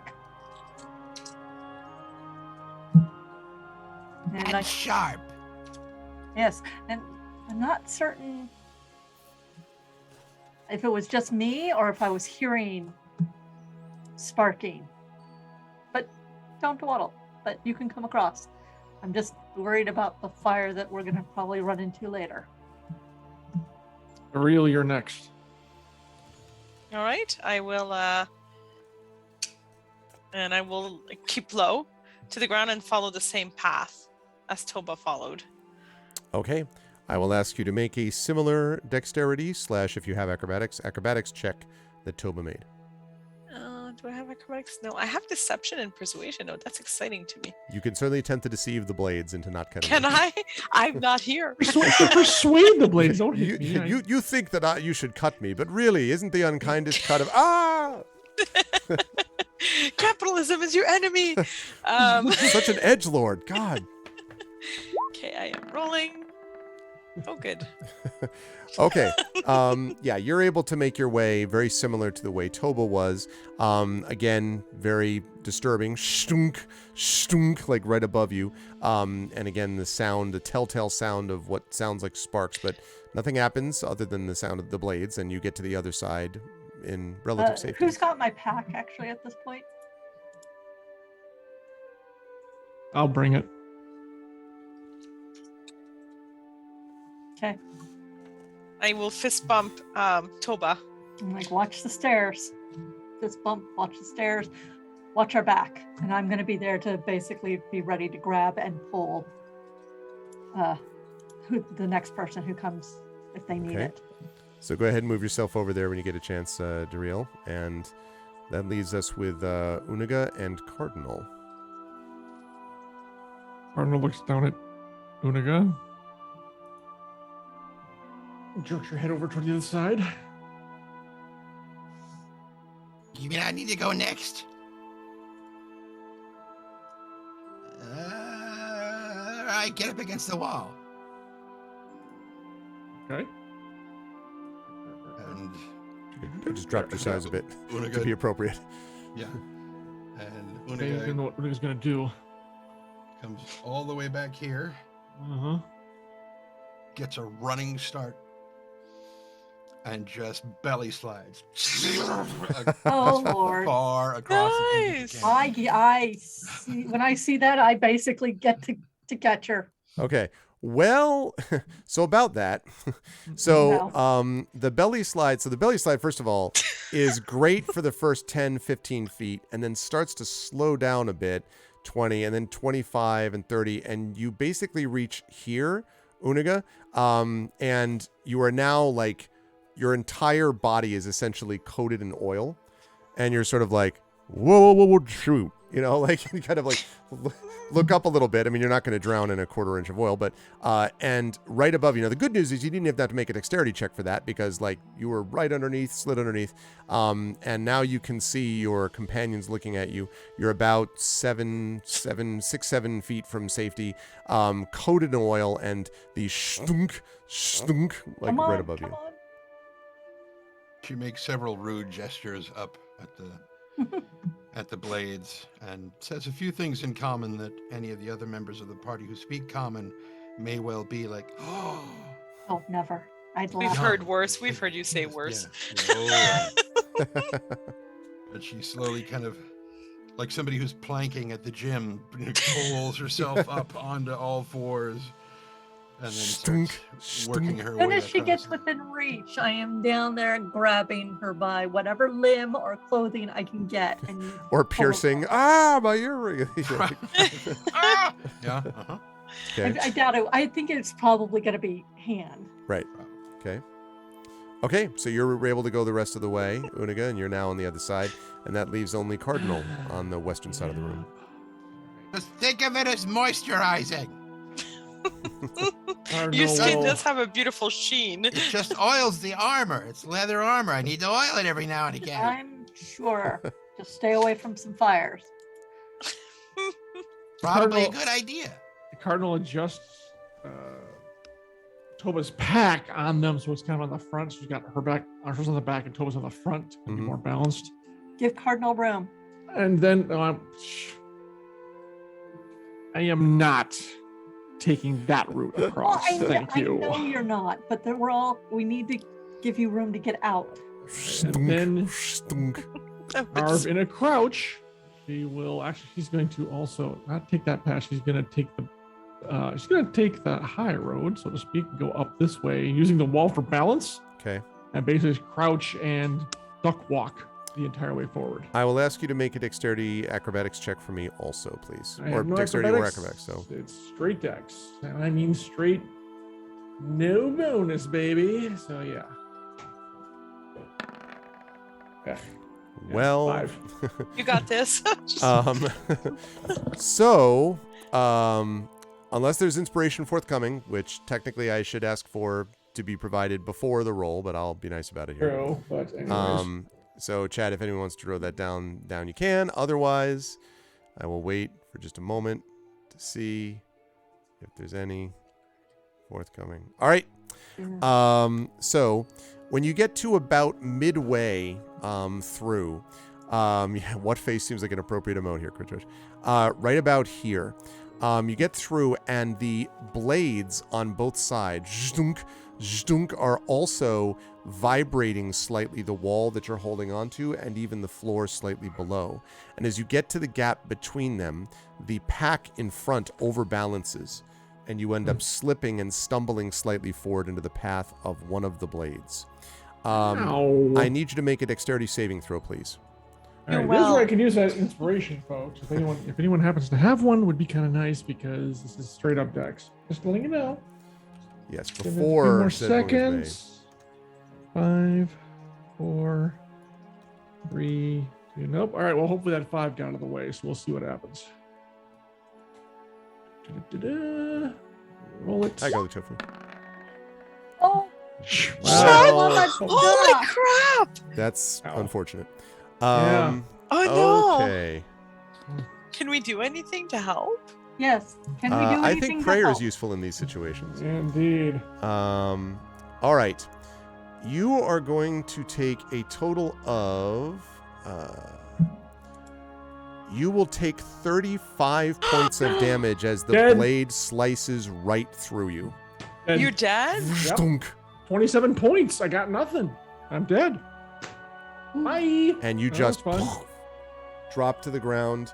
The Yep. packs hit the ground, and all of you look horrified as the blades shtunk, shtunk. Well, that was quick. Good luck. I have a feeling you're going to need it. Holy fuck. Lord. Oops, sorry, I swore. It's Arm's fault. I understand. It is I understand the Arm's reasons. It was justifiable.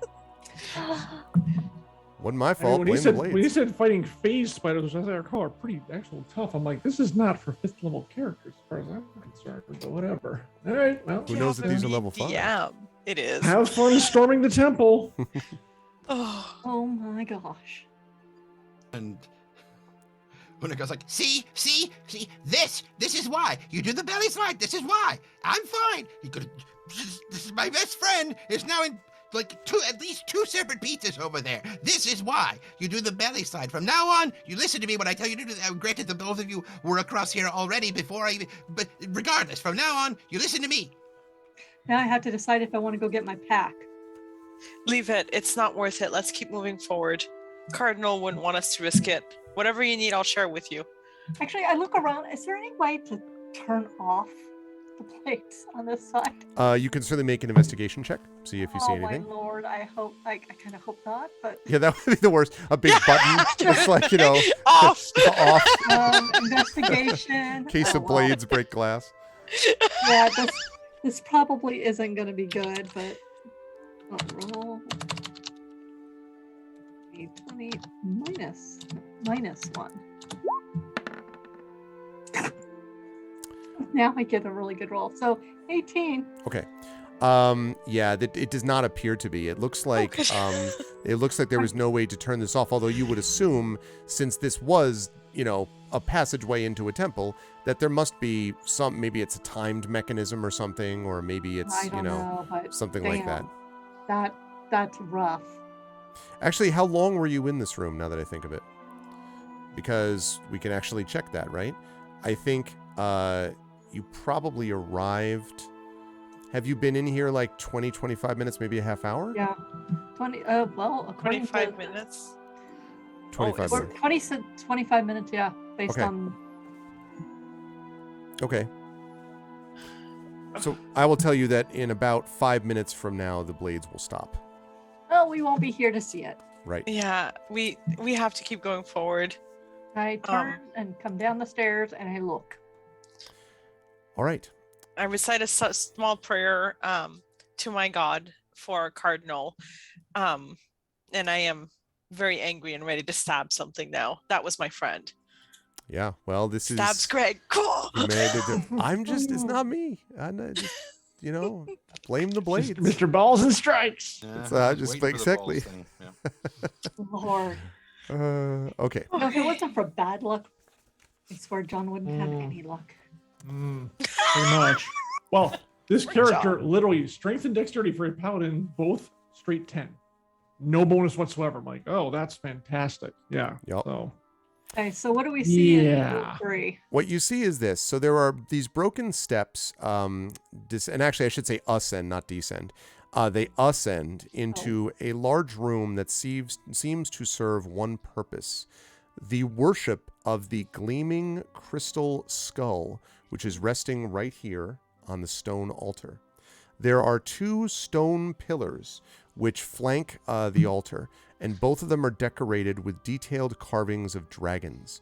A beautiful mosaic inlay of a red dragon forms a 30-foot circle in the center of the floor. To the south, there are dirt and roots choking a large crumbling opening in the wall, and a similar but smaller tunnel opens in the wall behind the altar. I don't suppose one of us has mage hand, do we? I do not. Hmm. Well, this tunnel tells me we really don't want to cross this thing here. Yeah, there might be something down there. Can we hear anything? Anything especially from that south tunnel? I would like you please to make a perception check for me.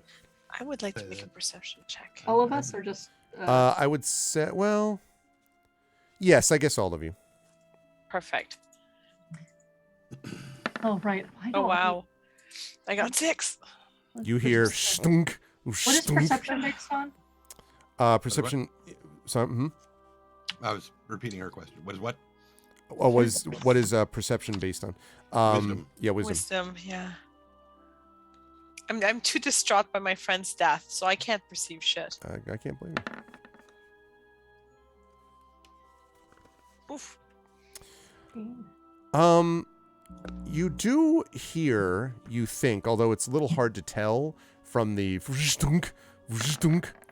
but you do think maybe you hear, I mean, yes, Unaga just hears her own grief as she's, or actually, I assume you're still talking, right, Unaga? You're just like, I told you, this is what happens. Like, so you hear yourself. But I would say that Toba, you hear what sounds like over the thunk of the blades behind you and Unaga's, constant, talking about how she predicted this. You hear from the south,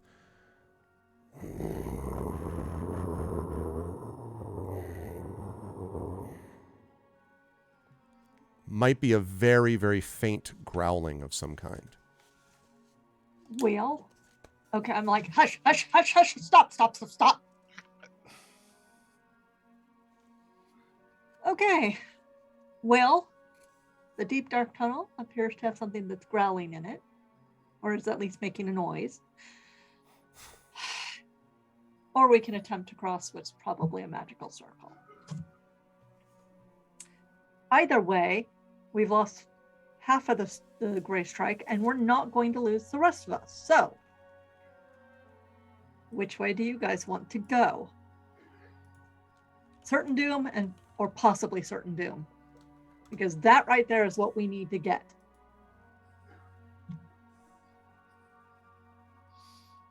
Which of you is stronger? I am very strong. Can you throw me across that thing? In a heartbeat. Nice. I mean, I have like an 18 strength. Especially if I'm inspired. I say. From somewhere you hear, no. You know what? I will inspire. That's true. You can inspire others. That is okay. Okay. So. Thank you, Trendon. You are a hero. You are. So I'm going to carefully. Soon to be a barbecued hero. Step to the first step, and then second step. I'm not going to touch the red circle, the dragon, which I'm going to assume is going to flame up if I miss. Okay. And when nothing else happens, I will move to here, and then I will gesture for Unaga. I'm going to keep an eye out. As you move forward, Dariel and Unaga, you suddenly hear, and the growl suddenly becomes much louder. And emerging from the tunnel to the south, you see a picture which I'm about to put on stream. Oh, well, if it's only a picture, we don't have to actually worry about it. Yeah, it's good. It I is love a pictures. picture which is actually a representation of what you actually see within the game. It's a Raylar. No, wait. It is a Raylar, and you're in big trouble. What? No, it's a reference to my upcoming novel Grey Shade, which Trent knows a lot about. So that's what's related to. No, you should be It's just thankful. going to be that it's 10 not. red dragons. That's all. No. We got this. Rushing out of the hallway, you see this. It is a beast out of a nightmare. Multiple paws and muscled legs and tentacles and tails trail behind this creature, which looks like some mixture of panther and demon. And it runs directly towards you. And as it runs towards you, I'm going to ask everybody to roll for me something we like to call initiative. Oh, you'll be joining me soon enough. Yes. Well, All that is, yes, except for... Are you lonely in death? I won't be for very long, I don't Longer, think. So, right? yeah. So we had our dexterity bonus, right? That's right. I somehow managed to roll a 2. Wow. No, not a 2. I rolled a D2. Oh, a D2? That's fine. Just roll it again. Yeah, what you don't know is that rolled- this creature is actually Cardinal who has returned. Like, why did you? No. Stupid Pax. I go first. There Good, you go. All because right. I rolled shit. Okay, let me All handle right. that. Okay. Oh, I just- forgot to tag my banum first. Sorry. Oh, I didn't okay. tag mine, but I go on 21. Okay. Sorry. That is Oh, that's okay. why. I will add it now. Doesn't matter. We're not actually clicking on a initiative button Right. on our thing, so it won't apply it to the. You'll have to apply it manually anyway. Right. Okay. So let's see. So we've got a 21 for Toba, I believe it was. And then we've got for Dariel a 6. And then a 5 for Uniga. Did I get that right? Yep. Yep. All right. Oh, wait a second. There we go. All right. Okay, and let's find out when this beast is going to be going. First. Oh my God, you guys are so dead. Really? Thanks for the Jesus. vote of confidence, John. Oh, sorry. You're dead. Oh my, this is. You have no Barb, chance to this is just- survive. Make your time. Oh, you Mr. Balls and Strikes. This is just cruel. I mean, I will be okay. I'll be very, very impressed if you manage if someone manages to survive this combat. Okay. Just saying. All right. We're gonna get rid of the nice calm music that we've had now since it's time Did for a I say little that bit out of combat. loud? Oh yeah. Oops. Let's see. Let's Yeah, make well, this. also we've got only 17 minutes to do what I think we're gonna do, and I've got a plan. I'm not certain. At least Uniga's gonna like it, but Ooh, throw Unaga no at it. idea. There you go. Yeah. are that you could gonna work. throw her yes, into the yes, display I suit? am. All right, I'm Into the gonna throw display her suit at the for you? skull, and Okay. then they basically tell you hold it off, throw her Uniga at the skull, and then back you up. Remember, it's probably trapped as you go flying. I know. I had it Whoosh. planned. Ashes. All right, And I get to throw with advantage. all right, just a second whilst I. This Get will go this. well. We got this. Oh, Come sure. on, you. Yeah. Gray Strike can do this. We can do this. I'm a Yeah, you're dwarf of Gray one Strife. word. Yeah, exactly. This strife is Strife. about to be Strife. mauled by Black Death. So there you go. Yeah, well, yes. Well, I see it. I'm like, oh, Displacer Kitty wants a hug. Oh, I mean, It's got so many oh, arms. darn. I can See if I hug can all use three of that. you at once. No, let's I be don't honest. like Yes, that. yes, it can. We are pretty much dead, but we might be able to hold it off. While Uniga grabs the skull and maybe goes, I don't know, gets out. I hope we're getting paid well for this because Okay, we've here we already go. we're gonna need some like therapy here after this. No kidding. Oh, All right, so now you have to imagine, since that this has multiple tentacles and tails too. I just want to be clear about that. And this thing comes zooming in as you had all expected. It does indeed go first. In fact, ahead of you, Toba. And it attacks you, actually, Toba, in front, twice with its tentacles. Oh. So let's see what we got here. Oh, So let's see. We are looking at it is going to be a 21 will hit. and a 24. Will hit. However, I will use my uncanny dodge. And I guess I don't know how many reactions I get, but One reaction. So okay, I guess the first one, okay, the damage is halved. that's good to know. So that's helpful actually. So that means you're talking about. Okay, so normally you would have taken 8 damage, 5 bludgeoning, and 3 piercing. So now that's halved, so you'll take 4 Okay. instead on that first attack. Now the Okay. second one, you will get no such luck, I'm sorry to say. So for that one, we're looking at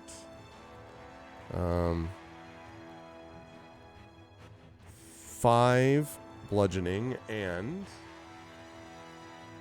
2 piercing. So 7 total damage on that second attack. So I'm down to 40 hit points. Okay.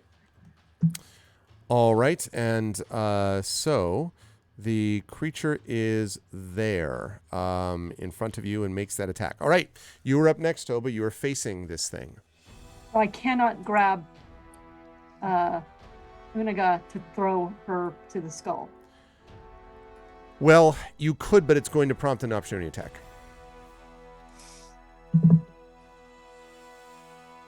Maybe on you and Unaga.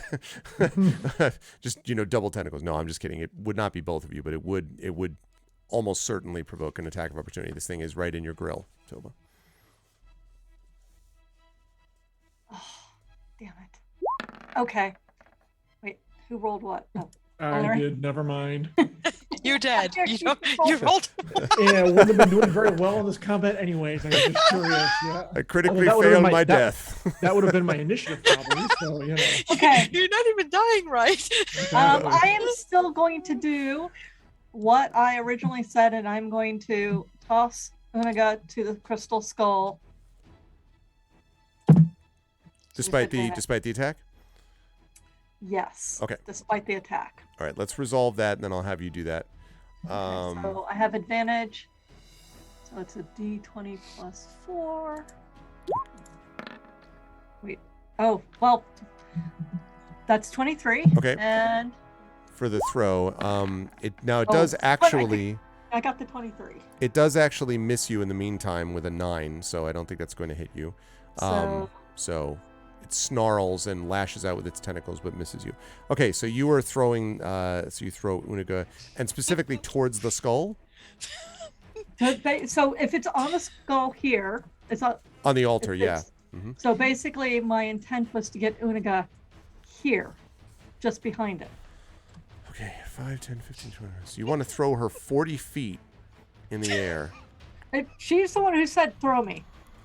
Oh, yeah. No, I'm not. I'm making sure I'm calculating in my head, wind speed velocity of a goblin, unladen covered in oil. An unladen goblin covered in oil. Maybe that makes you more streamlined. I don't know. Maybe. You're muted, Trent. No. You're muted. Don't die. Don't let me have killed you. That will be Sorry, bad. I forgot I was muted. What I was going to say is that all the oil, it decreases my drag coefficient. So. Yeah, no, right. I mean, obviously. Okay. So I will say that you are able to make, because that's a good roll. I'm going to say that you are able to make the throw. Unaga, I am going to need you to make a dexterity check to see how you, stick the landing, basically. If you have acrobatics, I'll definitely accept on your that head here. Full of oil again. Stick the landing. Okay, so it'll be... Did you get another 2? Yeah, it's a good thing that was the first roll that mattered there, Crit. Yes, the first roll mattered, and Well, okay. So, what? Really? Are we just really These bad rolls at have been 5, 5, 5. Okay. Yeah. So what happens here is, you don't quite clear it. What happens is you bang into the altar, with a resounding, slap as your body just slams into it. You are going to take a grand total of 5 bludgeoning damage, Unaga, as you slam into the altar. And you hear something rattle and then fall on top of you. And it is, in fact, the skull which falls on top of you. The minute that it falls off the altar, the circular dragon mosaic animates and belches magical flames throughout the chamber.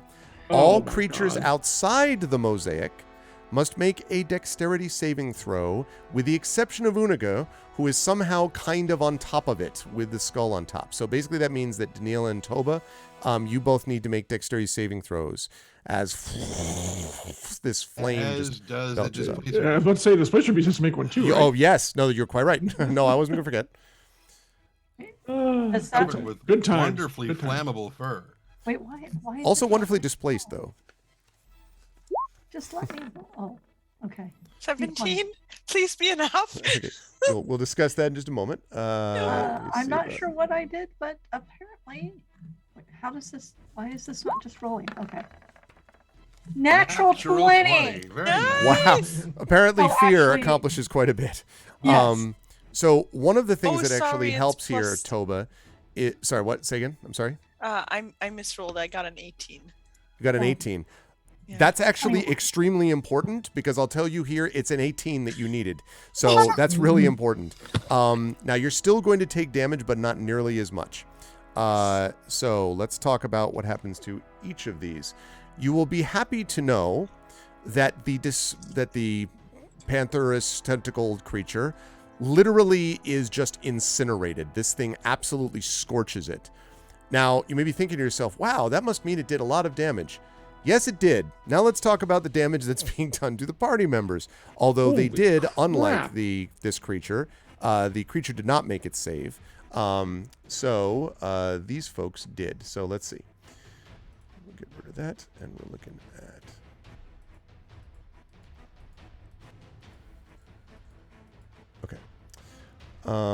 Okay. You are going to take a total of 27 points of damage, the two of you who saved. So obviously Uniga is not affected by this. So Toba and Dariel will both take 27 points of damage. To be clear, that's half what you would have suffered. And my uncanny dodge does not work here. Not when you're... No, because you were doing that with the dexterity saving throw already. So like... I am down to 13 hit points. I have 6. Do we have healing potions in our... Cardinal did. No, sorry, I was really... I'm just joking. That's not true. Listen, all right? Okay. And with that, the creature is dead. Nothing stirs. And after a moment, the flames here, let's see. Oh, actually, sorry. Let me rephrase that. The flames almost immediately die down. It just belches forth. Uniga, you do not, however, get through this completely unscathed. Because since you are half on top of the mosaic, or not half on top, but like the edge of it, the coils, the mosaic coils of the dragon, coil around your body. And I need you to make a strength saving throw for me, please, as you're holding also onto this skull.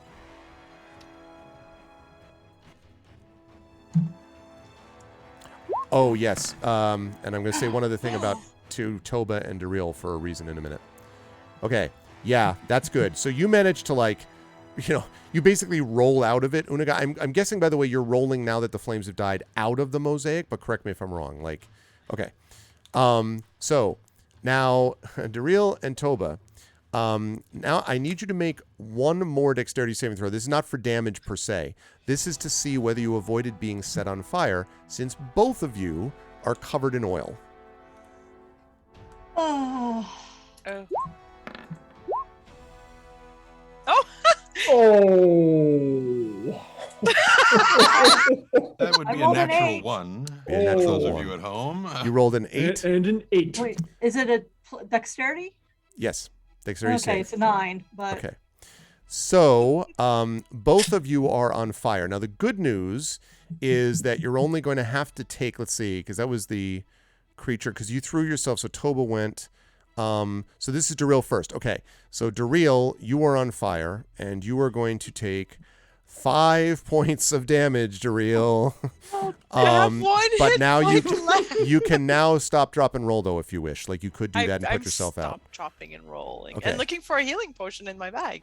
That's a good call. We'll talk about that in just a moment. Uniga, you do not need to worry about being set on fire for the reasons we talked about, so you're fine. That brings us up to the top. The creature is dead, obviously, quite destroyed. And so that leads us to Toba. Toba, you are going to take 5 points of damage, as it turns out, as well of fire damage. So you're now down to 8. And if you want, you can also stop, drop, and roll here. which I will, and then hopefully my companion will have an extra healing potion. Happy Okay. to share. So Okay. here's the thing. Remember we were talking about these packs. So I'd like to ask who has their pack and who doesn't, because as I recall, Cardinal had someone's packs. He had my pack. I do not have a pack. So it's all up to Dariel. Daryl, let's see. What am I going to have you roll here? And we have less than 5 minutes. Yeah. I'm going to have you, Daryl, I'm going to say that you do have a healing potion, but there is only 1 dose of it left. Oh no, Doriel must take it then. You got 1 hit point. Take it. If you sprain your ankle, you're going down. That's I true, have okay. 8. I can be very careful. All right, I'm gonna take my healing potion. So 2d4 plus 2. Yes. Okay, well, thank you. And if here's hoping we all get out of here. Oops. But if not, I'll carry your body ahead of everyone else's. Oh no! Wow. For those of you at home, that would be 2 natural ones on the Plus D4. 2. Gray Strife, Doubling the everybody. points. People of the internet, Gray Strife. I give Again. you Gray Strife. Oh Okay. my god. So- I lost my friend. I lost my lover. Like, I am just having a bad time here. It's a bad time. Okay. Yeah, Now, you can triple your hit points. There you go. So Unaga had Or the most hit quadruple. points at this point. so right now, so Daryl has got 5 now, is back up to 5.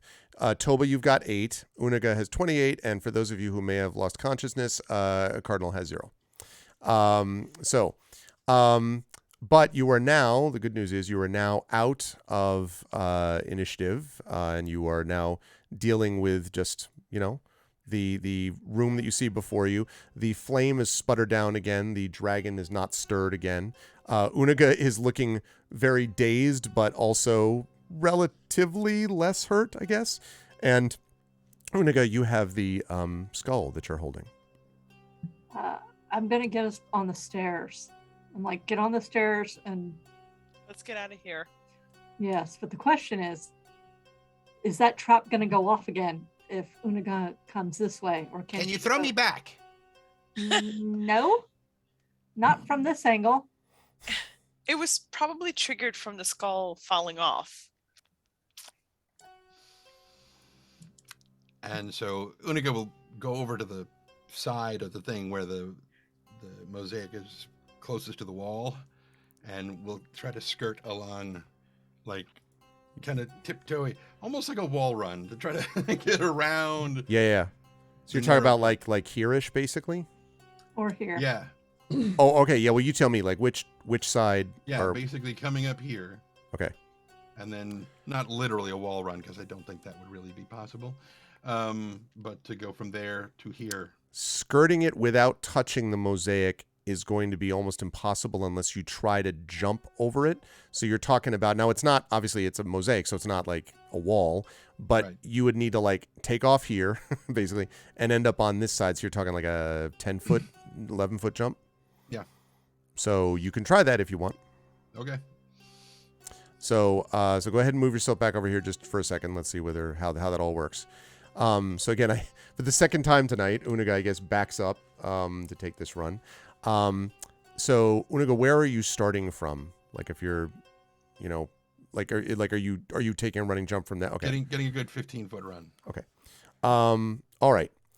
As you are standing there and getting ready to go, you kind of get yourself psyched up, and then you hear from behind you, you hear the following.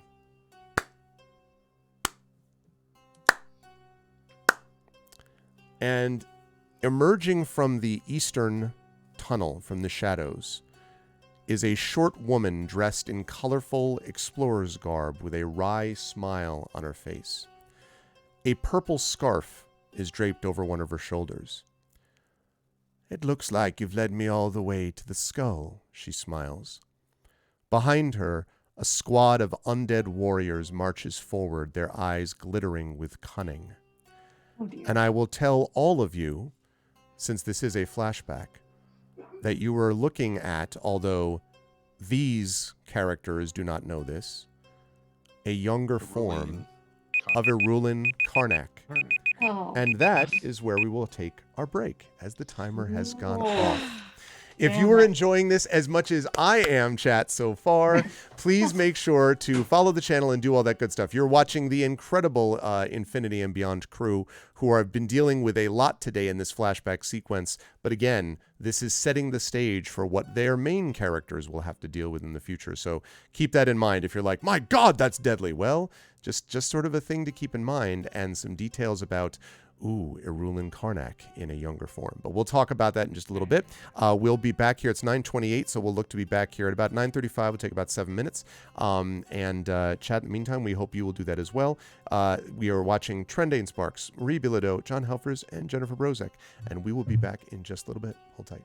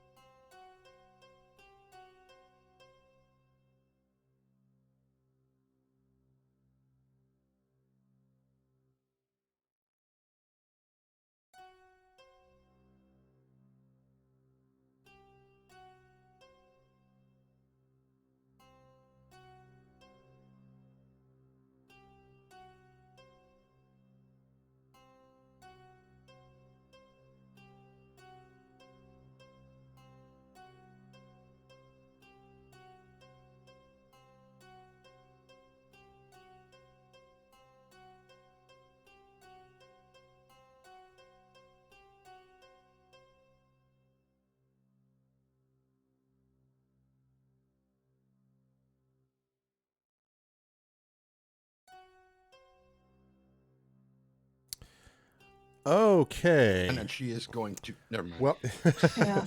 hello, welcome back, chat. Welcome everybody. As we continue here with day 19 of D&D with Infinity and Beyond, Eberron Oracle of War. This is the opening of Season 2, the premiere of Season 2, which is known as Fortunes of War this season, and this is part 1 of A Century of Ashes. And we have been following the adventures, not this time, of Tantin and Merimee and Ilarion and Nisiana, but in fact of a flashback, something that happened in the past with Unaga the Goblin and Dariel the Half-Elf and Cardinal, the no longer appearing in this picture shifter, and Toba the Dwarf. And the 4 members of Greystrife made their way through the temple. You've seen what has happened, and now we are here on the other side. And you will notice that I took the liberty of, during the break, just sort of, placing out the number of people that we're dealing with here. Basically 10 undead warriors that you can see here. Plus, of course, again, you don't know who this is yet, but just for the record, it's a young Irulan Karnak who is here and sees that you have the skull. So we are not an initiative yet. Unaga, you're the one who's closest, and you heard this clapping. So obviously you heard long enough to see or hear her emerge with the other, skeleton warrior, undead warrior creatures there behind her. So the question is, it's very obvious to Unaga that in the state the party is in, you have no shot against this many undead creatures. It ain't happening. But you're obviously in kind of a tough spot regardless. So the question is, what do you want to do? You are holding the skull. So what do you want to do one way or the other? Are there any tool marks to indicate that this was? No, never mind. That's I was about to be like, well, different crystal skull. there is a fridge you can jump into to avoid the nuclear attack. Good. Yeah. Good. Unfortunately, it locks from the outside and fell down on its face. And anyway, so one minor bit of housekeeping. At least I would think. How close are these things to her right now? You are technically one step, one square forward. So you're probably about 8 to 9 feet from the closest warrior, and probably 10 feet from what you do not know to be, but is actually a ruin. Okay, so about there then. Yes, I'd say that's right. Okay, all right. So Unaga is holding the skull. Is it a human-sized skull? So is it bigger than hers? Yes, actually. Although goblins kind of have unusually large skulls for their, but whatever, doesn't matter. It is, but it is a normal-sized skull. Yes. Right.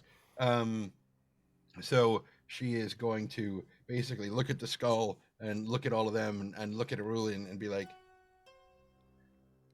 "Gotta go!" And Sacred Flame as the bonus action and haul fucking ass and run. Okay. And do the jump. Let's talk about Sacred Flame first. Okay. Let's see. That is... no, it's quite a fail. Okay, so go ahead and see about that damage. Well, let's see if I can see about that damage. Oh, and I can get rid of this timer now. There's no need for this timer. Lovely, thank you. Does Tantin have Sacred Flame? You want me to pull up Nisiana? Yeah. Okay. Well, no. I'll just, what are you looking for? I'll just move it onto. Well, if I have the thing, I could just click on the spell and it'll cast it with all the bonuses but that'll be Tantin's bonuses. Damn it. Right. Exactly. Right. So crap. Yes. I was just thinking. I'm trying to figure out what she's going to roll for this. It's It's 1d8, I think. Yeah, it's 1d8, but what level of spell are you doing it That's at? true. I don't know. And if we're 5th level, it's 2d8. Yeah. Okay. So are there any pluses? It's radiant. It doesn't say there is. No, does not Okay. say. I don't see any on this. All right, so 2d8 plus nothing.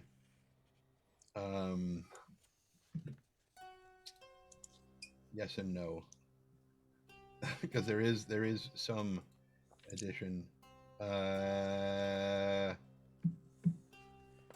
Yes, 2d8 plus nothing, but it's actually 2d8 plus 6. For your spell modifier, that makes sense. Okay. No, it's a cantrip, right? So it doesn't get all the spell modifiers. Right. Is that right? I believe that is correct. Although, Okay. but I However, think that's right. But she is going to be adding the Fury of the Small Ah, to this, which is I the imagine she's extra got a bit of 6 fury points. anyway. Yeah, the so the this is fury of the gonna be last 5 2d8. minutes, you know. Yeah, 2d8 for the normal damage, plus the Fury of the Small, which is an extra 6 damage. And we're going to have Oh yeah. Wow. Wow. double 7s plus 6 for a total of 20 points. And her of ruling radiant karnak is damage. destroyed, thus creating a time paradox. No, that Yes. no, that's not what happens. But she is scorched and and sort of just angrily but you of course are already as you said hauling ass to Yakety leap over the saxing thing. out of here. Let me have you make that acrobatics check, please. Okay. Uh-huh. Do well. So this will be plus 3. Remember, chat inspiration is good. 1d20 plus 3. Plus 3. No, not 2. 3. 1d20 plus 3. Zoom. Oh, yeah. 21. Yeah, you clear that pretty easily actually, and you get to the other side, and are zipping away. Now, I'm not jumping into initiative just yet, depending on what the other party members are doing. Toba and Dariel, the blades have indeed stopped now in the other room. So, for what that's worth, I don't know but they have stopped moving. So you still see obviously Cardinal's lifeless body, but otherwise the room is there as you see it. But you've got people behind you too. So what do you want to do? Where does Uniga stop on Right her where she turn? is. Yeah, I would say right where she is, pretty much, because that's a hell of a leap. Okay. I tell Darrell, go and keep low. Get a flame ready. So, No, I can do that. I see what your plan is. go and keep low. I'm basically waiting for Uniga, and she and I are going to go across the same time. Okay. Okay, So so are I you will. double moving across then? Yeah, I Dariel? would Okay. double move across, but I would keep low like Yeah. I did the first time. So I'm going to say the same. Yeah, I'm going to say the same thing. I'll have you make a dexterity check, acrobatics, if you have it. This will be easier again because of the way in which you're doing it. I'm gonna get a 1, so I don't know why you're even making me roll. Let's not manifest that into existence. Yes. See? There's a 1 in that. It was fine. Exactly. 1 plus a 6. Yeah, you have no problem, actually. Your normal speed is probably, 25 or 30, I would guess? It is 30 feet. Yeah. Okay, yeah, so you're able to get all the way across then. 25, So I get 30, across. And you then still when have I'm a on few the- feet of movement left, actually, because of the double move. That's true. I'm going to kind of put myself behind the wall just in case something nasty comes through. I'm sorry. I'm so sorry. But it is difficult terrain, though. So, Okay, so- that means that I would say that you are able to get there, but just there. Just there. Yeah. Okay. Sorry. And then I double move, so I don't have an action, but or unless you let me, I would pull out my torch and I'm ready. No, I think you can pull out a torch. I think that's all right. I'm ready to. I put fire on. I set the torch on fire and I wait for my friends. Okay. Sounds like a plan. Toba, you haven't acted yet, so. I'm holding my action until. Oh, actually, hold on. So, Uniga can't act again, can she? Not until next turn, although we're technically not in initiative yet. As I said, this is partially dependent. I'm not necessarily going to bring us in combat depending on what you folks do. Well, I was kind of thinking about throwing something at the dragon.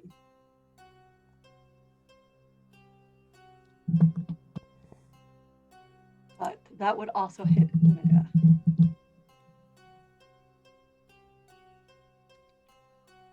I will actually. What do I have to throw at the dragon? I mean, shit. I have no pack. That is an option to throw at the dragon. Wait, did somebody give us? Oh no. No. I thought somebody gave me an option to throw. No, no, we're not going to give you an option. Do I have bracers on? Do I have something on me that's not? Yeah. Oh, yeah. No, I think, yes. Okay. I think you could probably have something that you would be able to throw. Although you don't have your pack with you, but I'll assume that you have something you can probably throw. I have something. I have a very pretty rock that I picked up like 4 adventures ago, and I've been holding on to it because it has been my good luck charm. Yep. It's green, it's beautiful, it's like adventuring, and it's got gold through it. And I pull it out, and I'm like, help me out. And then I yell, Unaga, move your butt. And I basically I am gonna throw it. Okay. At the dragon. Because hopefully she'll make it. Okay. But we're not going to make it with the, what is it, 10 skeletons and a mage.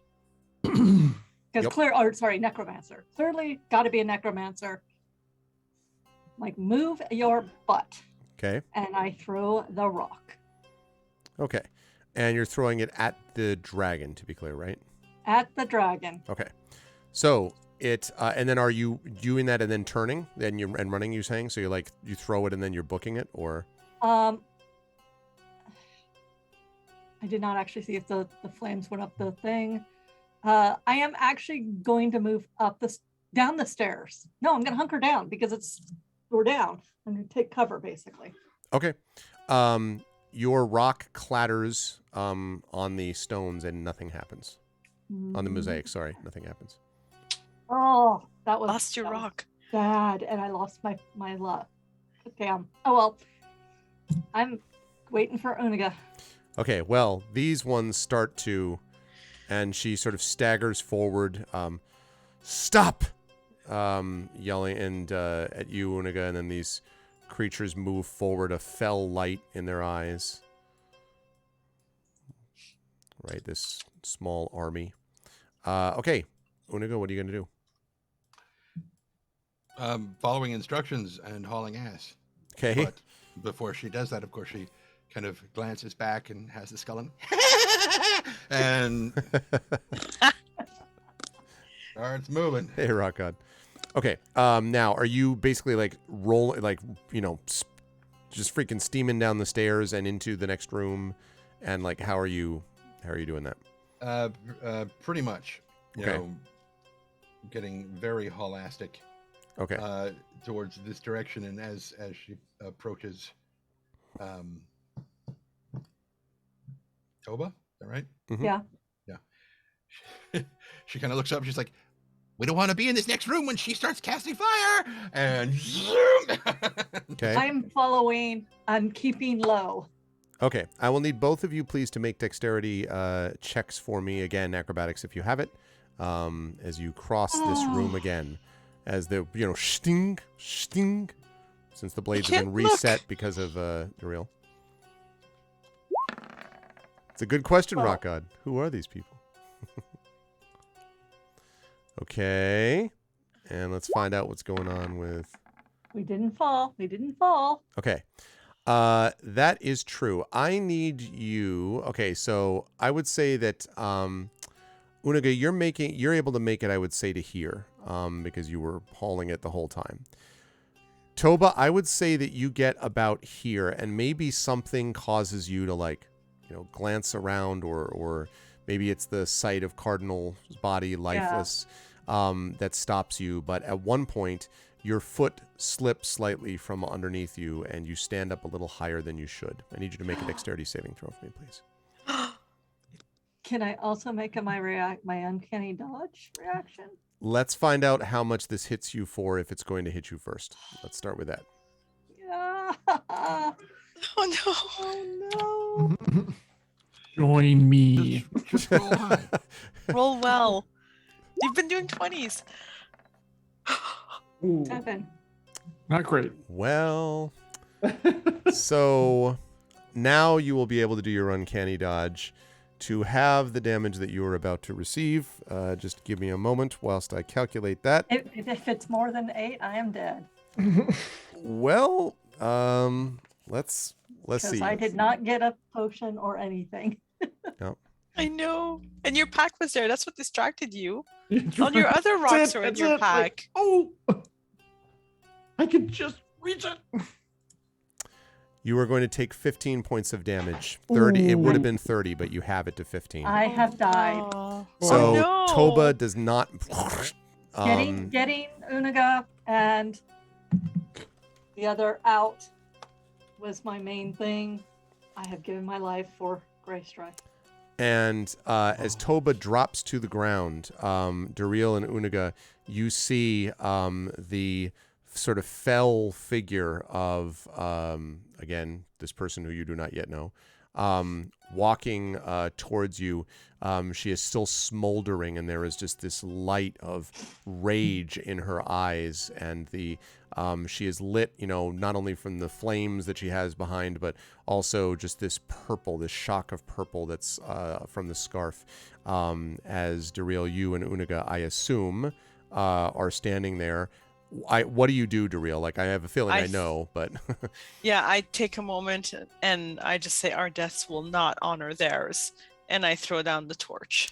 And the room alights, and as Duriel and Unaga then head out, because I'm assuming you're then heading out into the room behind you, as the two of you escape with Duriel and Unaga, we have just a moment of Irulin staring, the light of the flames just reflecting ever higher and higher in her eyes.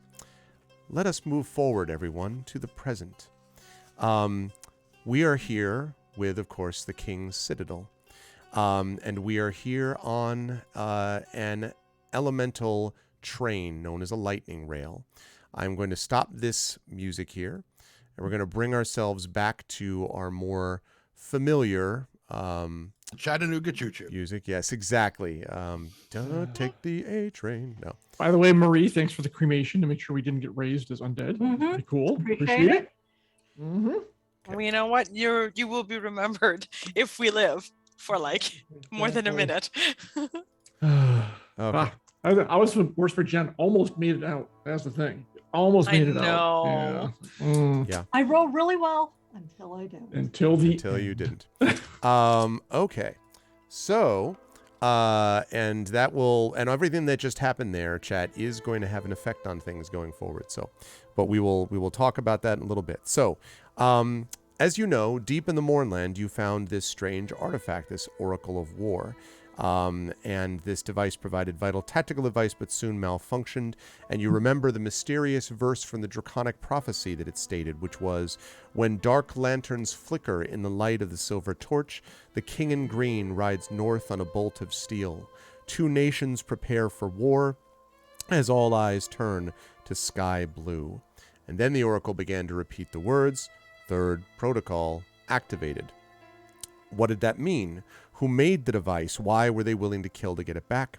After you survived an attempted assassination and saved Salvation, the Oracle became functional once more, and as you know, you have decided to travel to Sharn, the City of Towers, to find answers at Morgrave University, and of course, to touch base with everyone. And so, I'm going to change names back around to the people that you actually are, but as I am doing that, I would love it if, as you were sitting on this lightning rail, we are probably a day and a half removed from having left Salvation.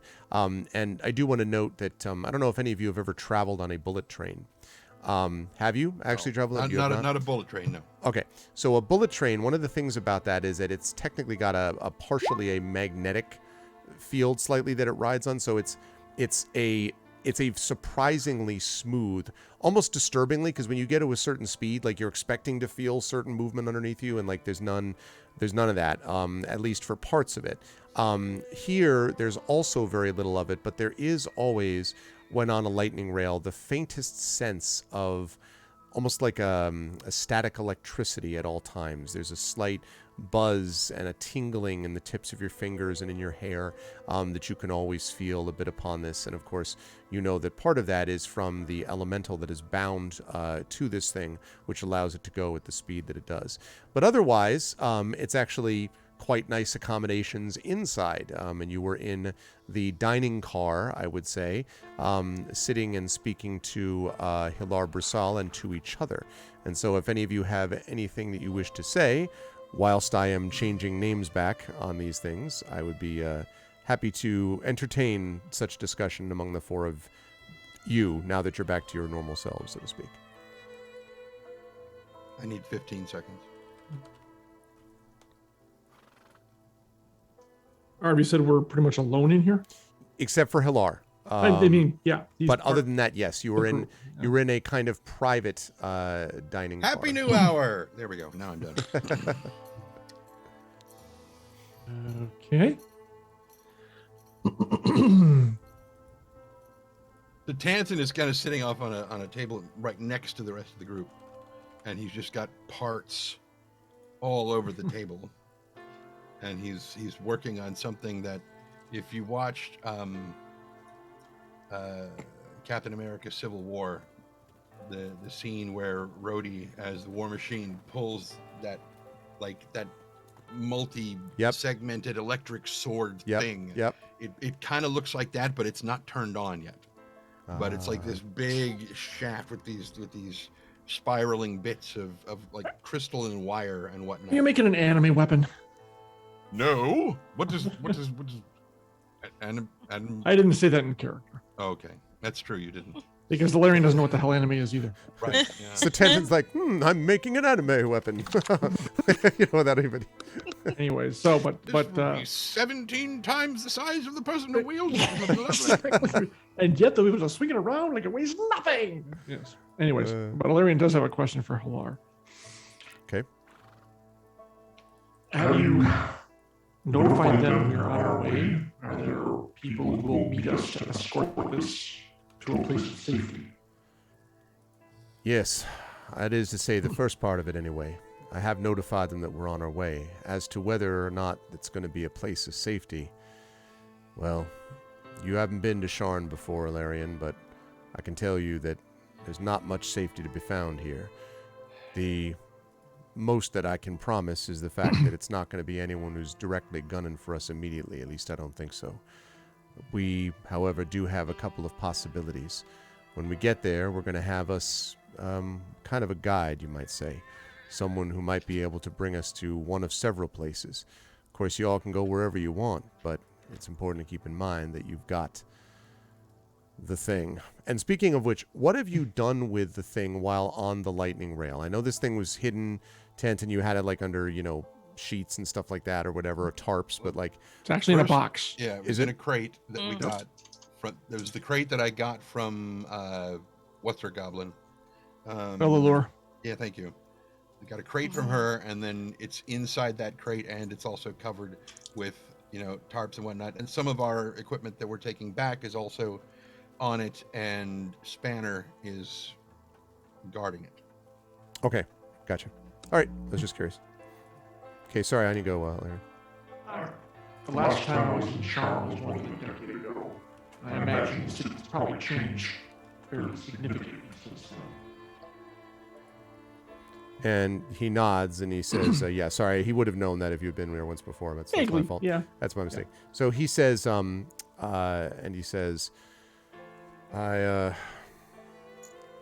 well, I suppose the more things change, the more they stay the same.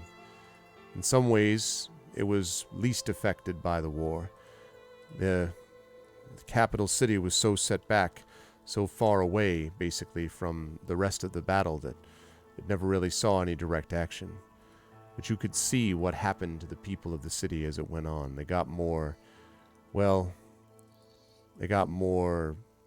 surrounding themselves, sort of locked in, you might say, walled off the way they'd always been.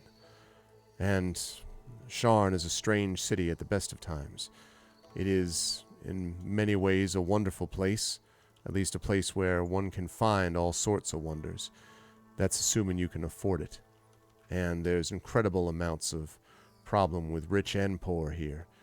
The poverty-stricken who don't go to the same places, don't go to the same areas, don't go to the same levels even that the rich do. And you put all that together, and what you've got is kind of a powder keg. You could just feel people grow more suspicious, more doubtful. Nobody trusts anyone in Sharn, so it seems.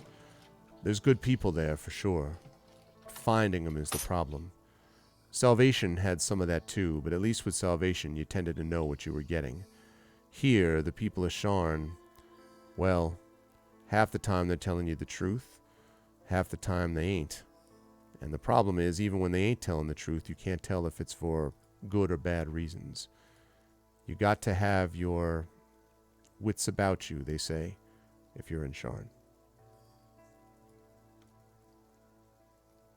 Well, that at least has not changed.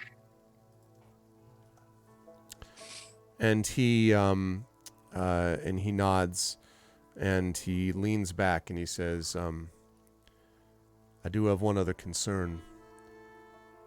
I'm wondering what you make of what's gone on with Arulin. So far, we haven't had any word of her. Haven't seen anything on this train neither, even though we've been looking close enough. But if she's not going to ambush this train, and if she's going to Sharn directly, then she's probably already poisoning the people that she can get a hold of against us. I always knew Arulin as a salvage broker who's mostly had her base of power in Salvation. But obviously, I don't think I knew all the extent of who she was. We do have to think a little bit about whether or not someone is going to have something laid out for us that we know before we even get into the city. I don't have any particular way to deal with that yet, but I wanted to put it out there. All of us are going to be targets of hers at some point. Tanton might feel Alarian's gaze boring into them as they just extinguish the small fire they almost set on the train. Yeah. But they keep their words aimed more at Halar. It was my supposition that Aurelian Karnak would actually attempt to attack while we're on the train, as that would be in some ways easier than trying to take it in Sharn. The simple destruction of a pylon would bring the train to a stop, trapping it and us in the middle of the waste, where we would be perhaps not easy prey, but certainly easier than a big city. On the other hand, she can bring more allies to her side in Sharn, and we have many more directions to watch from. And we cannot watch all of them at once, which makes it easier for her to move against us and harder for us to defend against her. I suppose we can only take it as it comes and see what happens. And Hilar sort of nods slowly and says, I suppose you're right. How the rest of you feeling? And he kind of looks at each of you in turn. Isiana, Merime. Most people might have looked at Tanton doing whatever he's doing and almost trying to set the car on fire as a kind of... But you get the impression Hilar's sort of used to this now. Like, you know, this is like, well, that's Tanton being Tanton.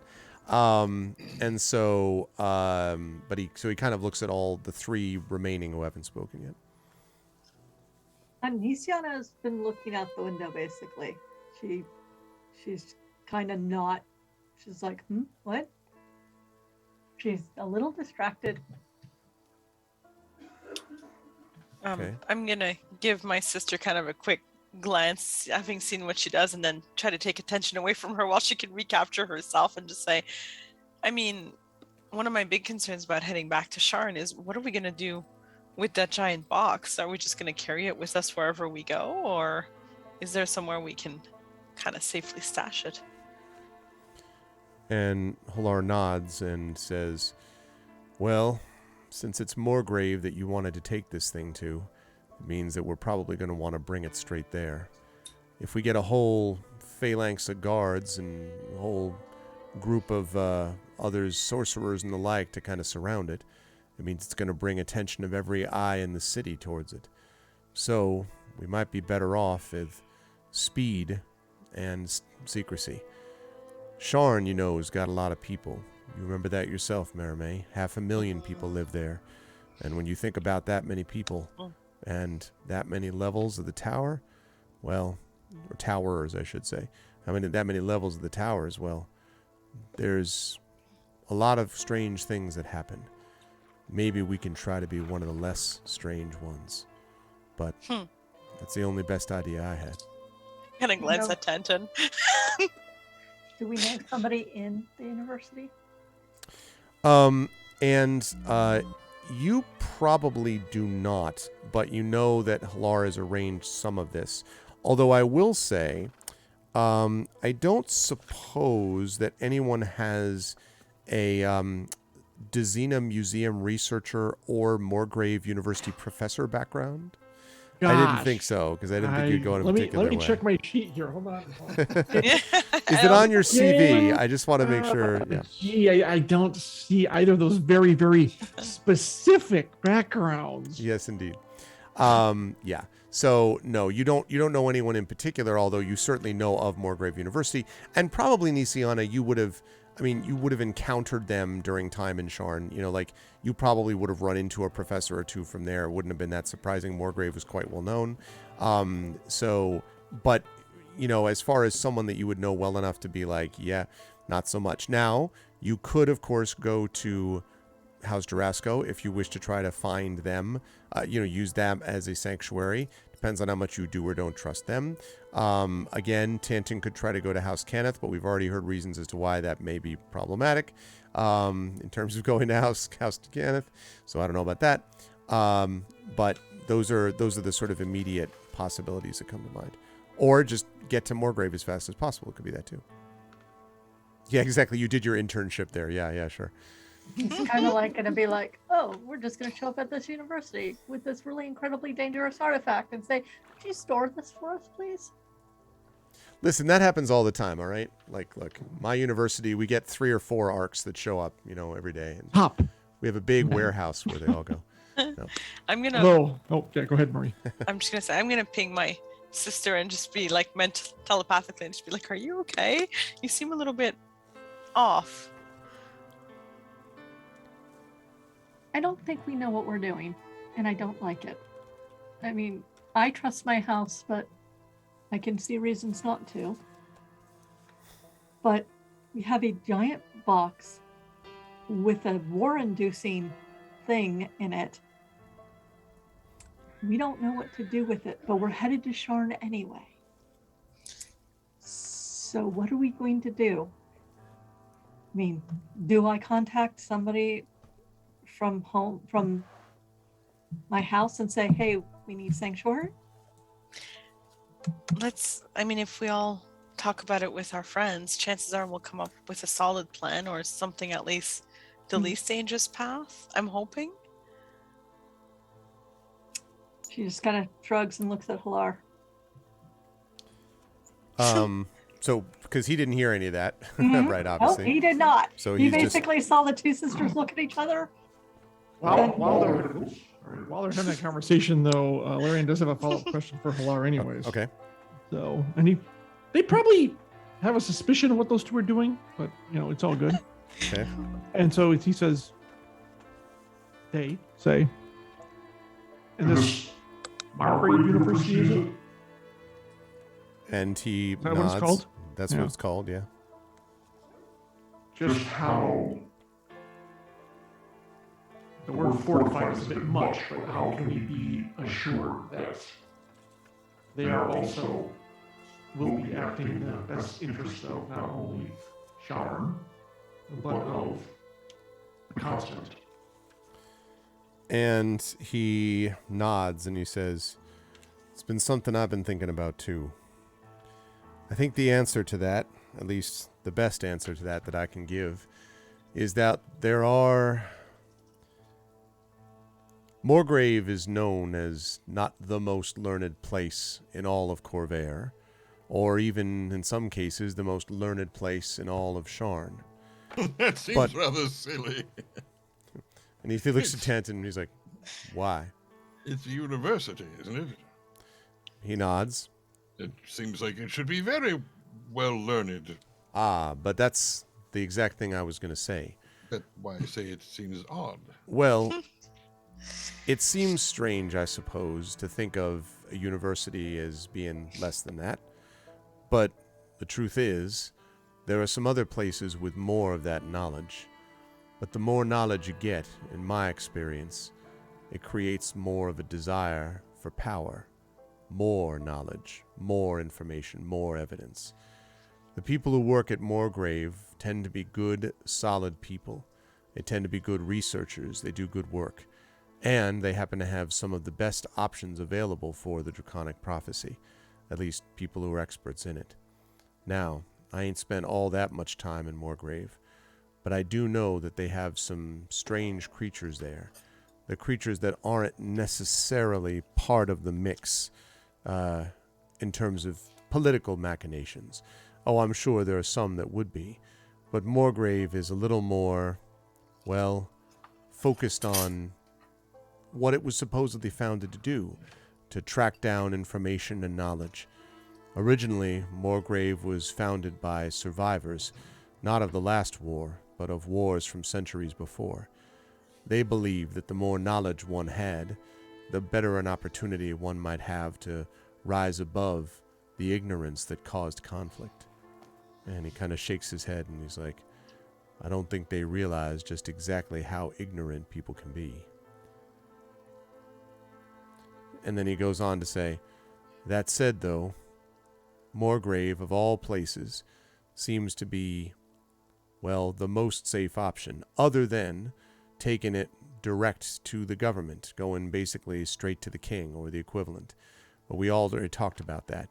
Bring the oracle right into the court, and maybe the king himself would be okay. But the rest of that court, he just kind of shakes his head. Wolves on rotting meat, I think.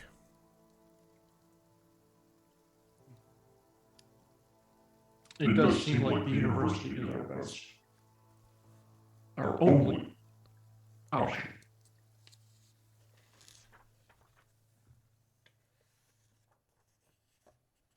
I'm going to kind of glance at Nisiana and wait to see if she'll propose her house. But if she doesn't, I'm not saying anything.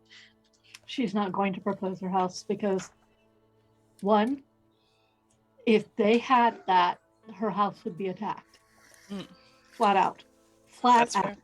There is no doubt. Two, she may be enthusiastic and joyful, but she's not completely naive. Power corrupts. She has seen it.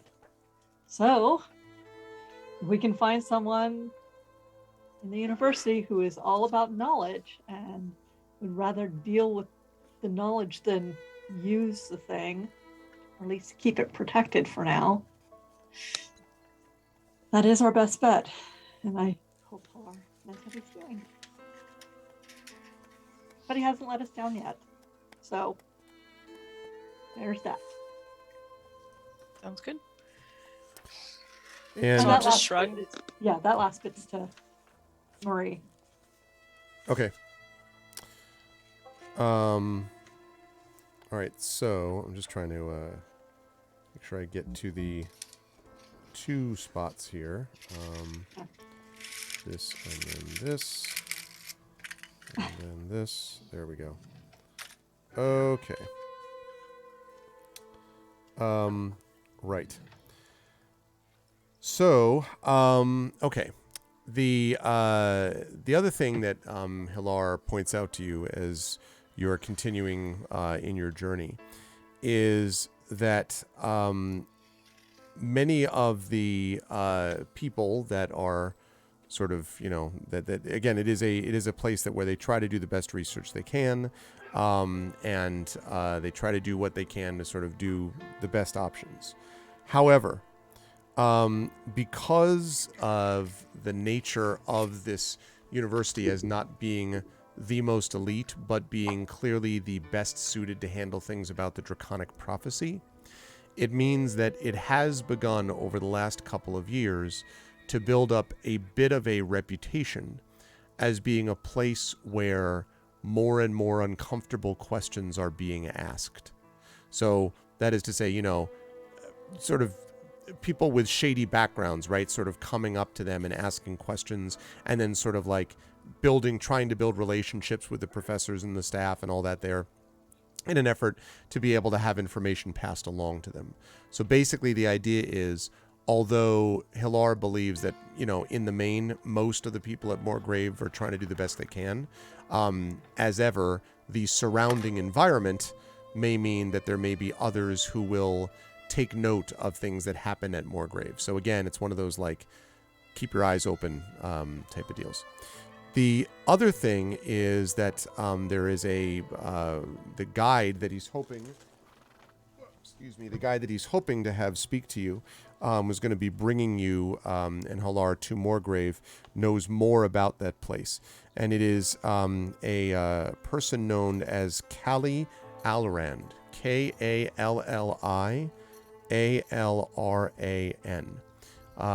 She is human. And she is supposedly a member of the King's forces, although not necessarily a member of the King's Citadel, but loyal to the King. So this is the one that Hilar has prepared to be, you know, coming and meeting basically you and seeing how this stuff happens. What was that last name?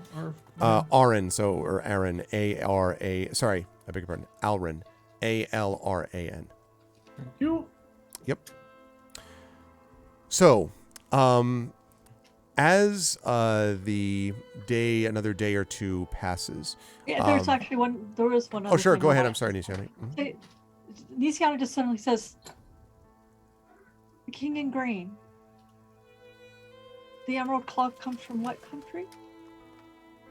Well, originally they had their biggest business in Seer, but now Karnath is basically what they're known to be associated with, although Karnath claims that they're not anymore.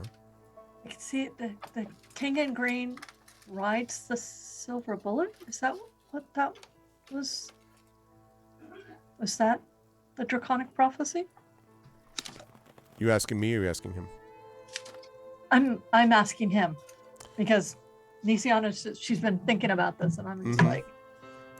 And he nods. He's like, yeah, I believe that is what they said. What we're currently writing is very quiet and very silver and could be like a shot.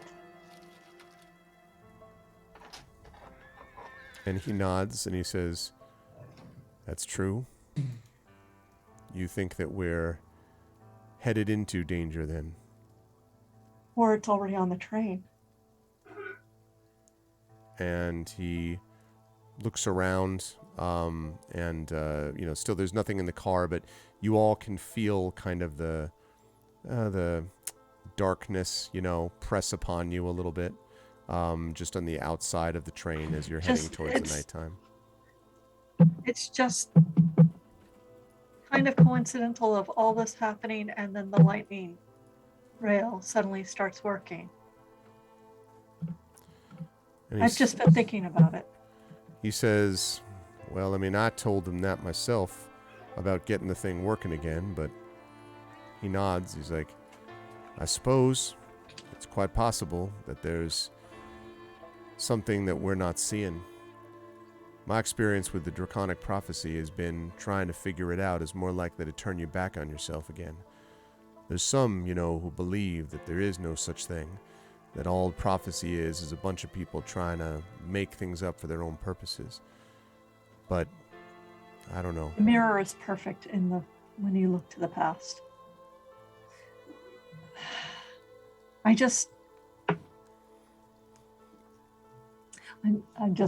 It's something to think about. And he nods and he says, I think there's something to that. He shakes his head. You're going to need people with more knowledge of it than me than be able to interpret it. Yes. Yes. Just chasing my tail. He smiles and he says, well, even if you are, you're doing it for the right reasons. That's a lot better than those who are going out of their way to keep the pot boiling or keep things working. There is, of course, a number of people who wouldn't mind if we had another war again, no matter what happened with the morning. It's true.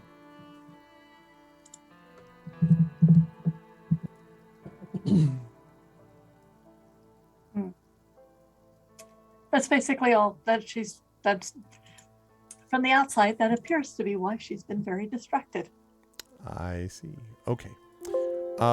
So let me then give you folks a couple of things. First of all, I'm going to give you a handout, which I think I have already made available within this. Have I?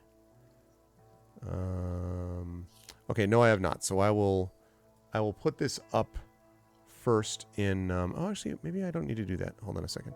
Maybe I'll just bring it up into Roll20. That way I don't have to worry about watching it on Twitch. So let's go with this. And I'm going to choose that. I'm not going to use that. We're going to use this and this. I'm sure this is fascinating since you have no idea what I'm talking about right now. Okay. Here, I'll show my kitty. Hey, kitty. Who wants to lick all my lotion off my face. It's angry that I won't let her. My recommendation, don't let her. I'm not gonna. Okay. So let's take a look at two handouts here. The first one that I want to give to all of you is going to be this, which I think you might be able to see already, actually, but correct me if I'm wrong. This is new, but now we can see it. Can you see it? All right. So this is the Fortunes of War handout. Now, so you see here that's a 3-part storyline. We've talked about this. The Heart of Braylon, we talked about this is season 2. We talked about the story so far already. And I'm just listing off basically what the goals that you've described more or less are there. The idea that, visit it to find out who made the Oracle of War and cover the meaning of the verse, the Draconic Prophecy, prove that the prophecy is real and that you can influence it. Whatever else you want to do, like whatever other stuff you want to do along their lines is completely fine. I'm just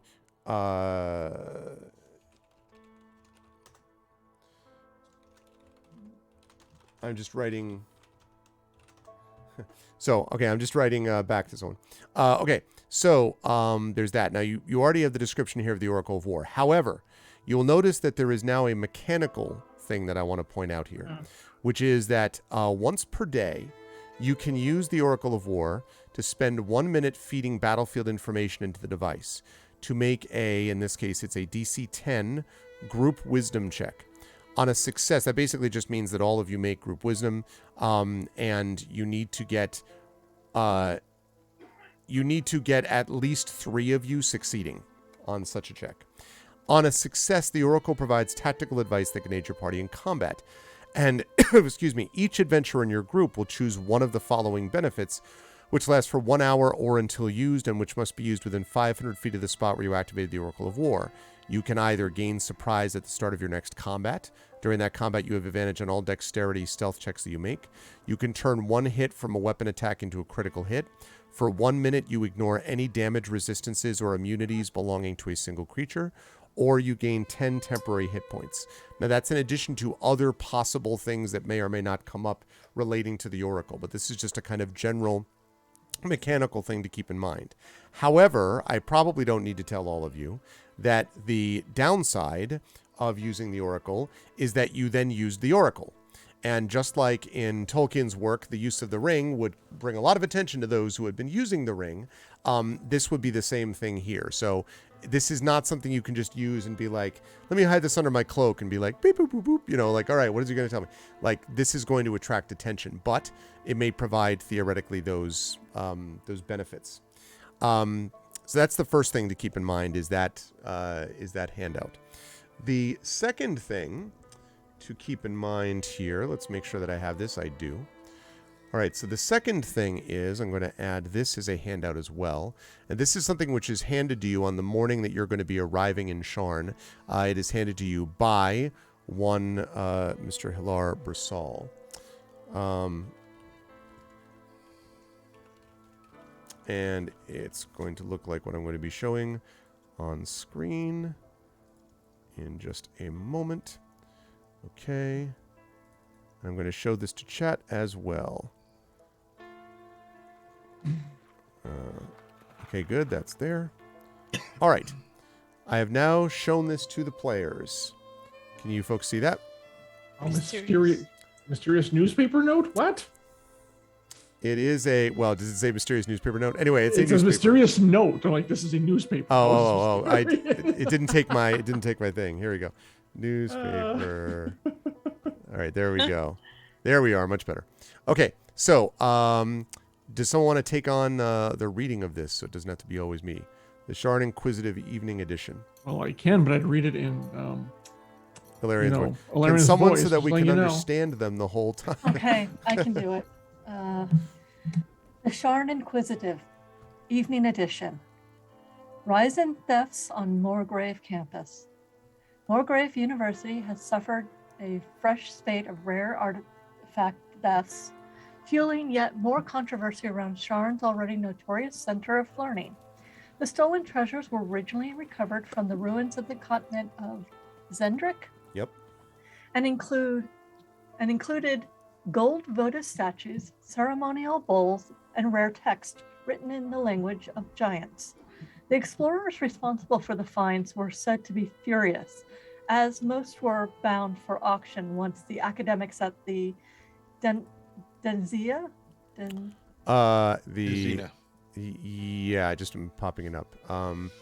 Yes, the Dezina Museum. Dezina Museum Dezina. had completed their studies. The robberies have rekindled speculation that the deans themselves are complicit in the thefts and are clandestinely targeting the most valuable artifacts for their own secret auctions. Moorgrave University strenuously denies all such allegations of wrongdoing. The university has promised to mount its own independent inquiry into the incidents and has offered its full support to the Sharn Watch in catching those responsible. Security on campus has been tightened, with visitors required to have identity papers ready at all times for inspection.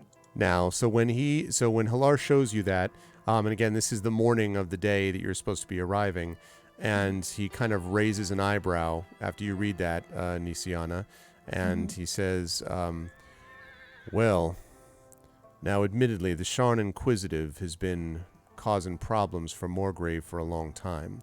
They've never liked the fact that Moorgrave has allowed much of its education to be done based on merit, almost free. There are other universities that charge a great deal more, and they're not particularly big fans of Moorgrave as a result. So it's possible that this is all just slander, and it's possible that all this, including the deans being complicit in theft and all that, is a part of it. But you were talking about the prophecy yesterday. I don't myself see any way to avoid still going there. But this, and he kind of like shakes his head, all this about Zendrick and gold votive statues and all that, well, I don't know what to make of it. But if it's true that Moorgrave has some connection to this, well, he just kind of trails off. Well, and not to...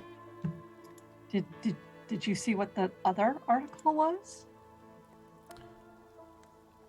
And he nods and he sort of waits. Moorland outpost ravaged by war-forged colossus. The remote Siren salvage base of Salvation was decimated last Mul when a war-forged colossus reanimated without warning outside the settlement and attacked its facilities. Unconfirmed reports state that the colossus was defeated by the outpost's worker, but not before inciting shocking loss of life. The Brellish floating fortress, Argonth, is that? Argonth, is in the vicinity and has been routed to investigate on the behalf of the king. And he nods and he says, I've heard nothing about this. This is last evening's edition. It means that we were already well on the train outside of this before this could have happened. But, and he sort of pauses and he says, it's also true that sometimes well-placed rumors are put there for a reason. I can imagine a scenario where someone might have placed such a rumor to take more attention off Salvation for the moment. There's no reason to go destroy a place you already think is gone. Still, it does not make me feel good, obviously. You're saying you didn't make that well-placed rumor. He shakes his head. No, there would have been too much risk in it. But I've certainly imagined it being done, and I'm not the only one who gets to call the shots there. Well, if it's true, at least Zodor and the rest did what they could.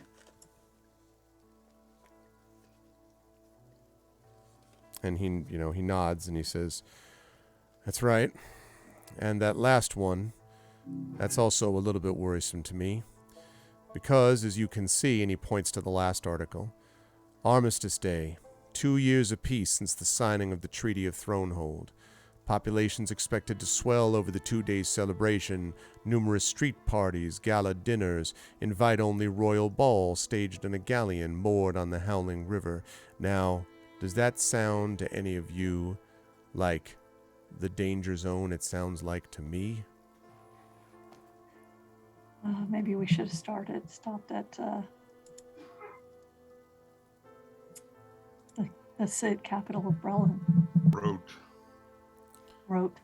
And he says, yeah, but if we stopped there, we would have found ourselves in the same problem we already had. The Oracle of War in the midst of something which seems as likely to end in some kind of who knows what. Attack, terrorism, anything. We don't want the thing there either. No. So you still think Moorgrave is the best place to go? Yes. But what I think now is that while we're in the midst of dealing with it, we're going to need to take some additional possibilities. For example, it is possible that we could just go and try to track down information.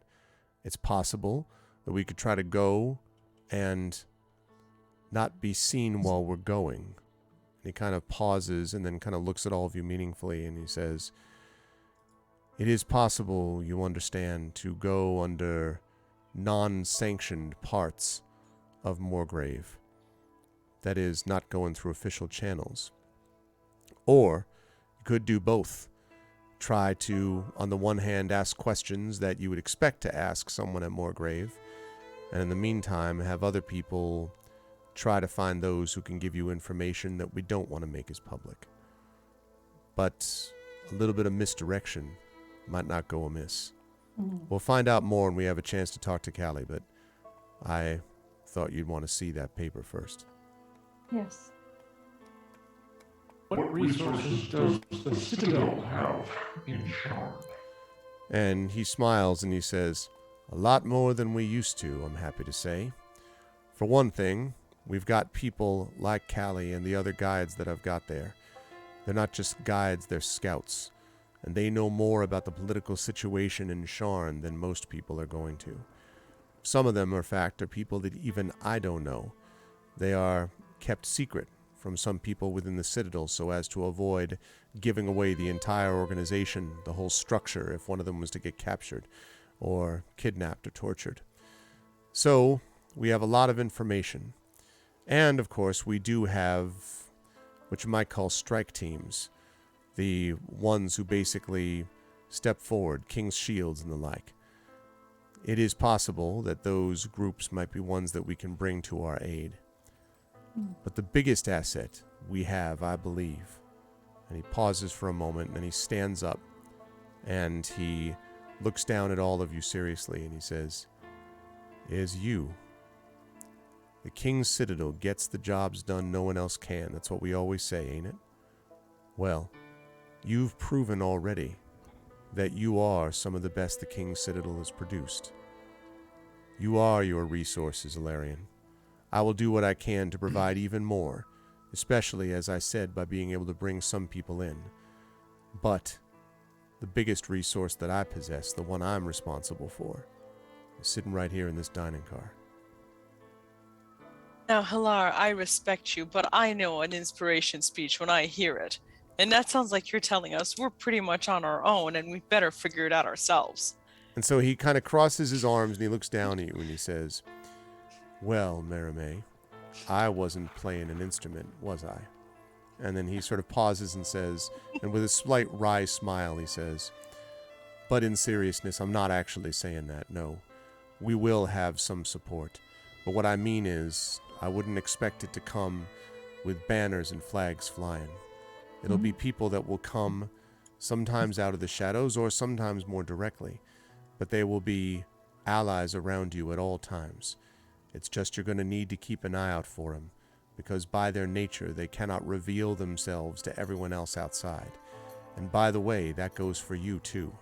If you're talking to an official, someone that you know for sure is from Brayland, someone who for sure is part of the King's group, then you can reveal yourselves as King's Citadel members. But other than that, you can't be revealing it to anyone else in Sharn. Word gets out that we've got King's Citadel people there, and that they're carrying something with them, and you all know the rest. So no, you will not be on your own. But I do need you to act as if you are able to keep your own counsel. If you follow the difference, Merime. Is there a place? Oh, No, I said Merime, and he deserves it. no, go ahead, Marie. No, I said, I'll just be like, I do. I get the difference, but this is going to be interesting. He nods. Is there a place not at the university where we can conceal the oracle for a bit of time? And he nods and he says, yes, and I've made preparations for it. When we arrive, we're going to be met by some people from House Orlean. Now, you know that House Orlean is responsible for a lot of the transport, basically. Like, they're responsible for things like maintaining the rail and, for the, porters and, things like that. People that carry stuff from place to place. And what House Orlean is perhaps best known for is absolute reliability on these subjects. There are other houses, obviously Jarasco gets a lot of attention paid to it because of healing. Obviously Cannith was enormously important because of the war and because of the making of machines of war, etc. But everybody knows, I'm thinking of a certain current war going on right now in real life, that logistics are really important. And to make logistics happen, the house you go to is this house. They do not screw around on this subject. So he mentions that House Orlean, and they're also not cheap. And he says, House Orlean is going to be, employed to be able to bring our material from where we are on the train to wherever we're going to be going. And we're going to be going, at least initially. After that, it's up to you as to where you think is best to be. But we're going to go to some place called the Golden Horn Inn. It's upscale, actually not that far from the university. And it's a place where I happen to know the proprietor. And we can trust this person. At least for the short term, we can keep the Oracle and make sure that he's not going to spread rumors about it. Still, that said, it ain't a bank, it's not a fortress, it's an inn, even an upscale one with a good security system. We can't leave the Oracle there for very long. We already know what happens when that thing stays around. But, at least in the short term, for a day or two anyway, I think it's reasonably safe there. I was hoping for something a bit more secluded and private. So was I, my friend. But you're going to Sharn. You just left secluded. The thievery at the university is a great concern. The fact that this is not the first time that it's happened, and yet the provost or whoever seemed no closer to capturing or finding out who is behind it, is a problem. the Oracle cannot go to the university until that is taken care of. If these people get wind of it, obviously it would be near priceless, and of course, a very tempting target for them. I agree with all of that, and I'm hoping that Callie will be able to give us some more information. She's been in Moorgrave more commonly than I have, and she's going to know more about the inner workings of what's happening there. Very well. And he pauses just as he's about to depart the tiny car, and he looks back at you, Tanton, and he says, Tanton, I am curious about one thing. It's a trap. And he sort of waits for you to elaborate. And he points to the thing on the table. He's like, this, it's well, it makes it sound like it's, see, the train, the lightning reel has a lightning elemental bound to it, and what I'm building is basically a trap that's capable of capturing an elemental if it should happen to escape, or if we happen to find one that's wandering around, something that I can use for something else. That's what I'm building. And he nods slowly, and then he says, as if this is something which happens all the time with conversations, and he says, I'm curious if you're going to make any effort to make contact with House Kenneth while you're there, Tanton.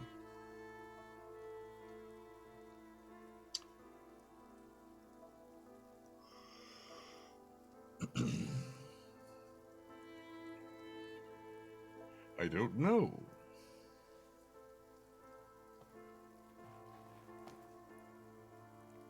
I suppose that depends on whether you have been reporting back to them about what I've been doing, but given the level of secrecy that we need to maintain, I would presume that the answer is no. He nods. Which means that they have no idea that I've been repaying my debt to my former master? Trying to something, I don't know.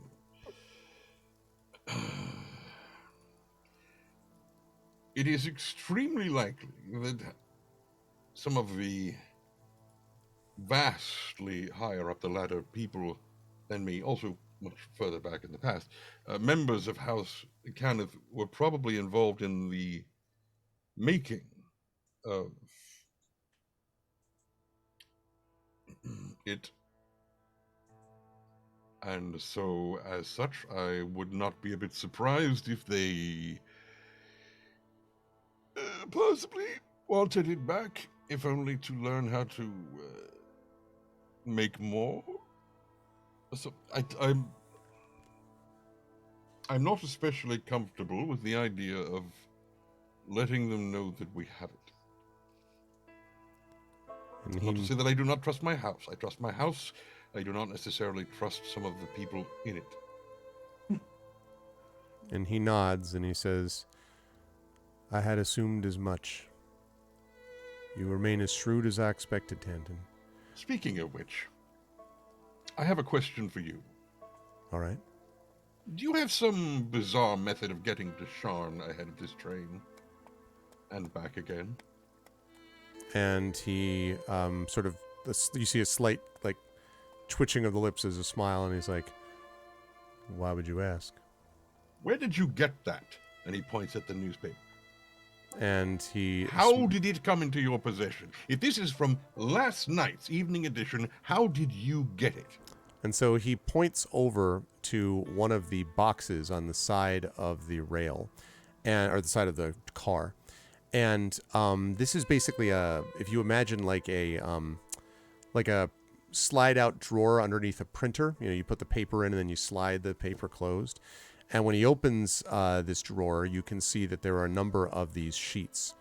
And what you know, Tanton, is that the lightning rail is an extraordinary thing, partly because it is able to carry not only people and vehicles, but also information. And along the same line that the rail is placed, so too is what is essentially an incredibly advanced telegraph, something which allows this stuff to be printed so that the evening edition is done for the Sharn Inquisitive and then is sent out along the lines of the lightning rails to all of these cars. So basically, and it was, remember, it's the evening edition from yesterday evening, just to be clear. Not this evening, but yesterday evening. And so, yeah. So that. And so he basically shows you the drawers and then all that, and he's just like, and that's why this stuff came in, and I made sure that they routed a lot of it to this dining car. It also means that technically anybody else on this car would now know that news, but if the Sharn Inquisitive is printing it, it means that it's public knowledge to 500,000 anyway at this point.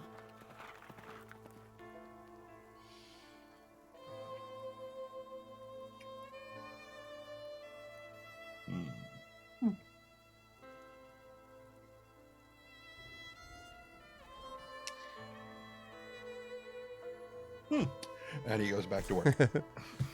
And the last one that he looks over at is you, Nisiana, and he says, and House Jarasco, are you going to want to clue them into what's going on with you or not?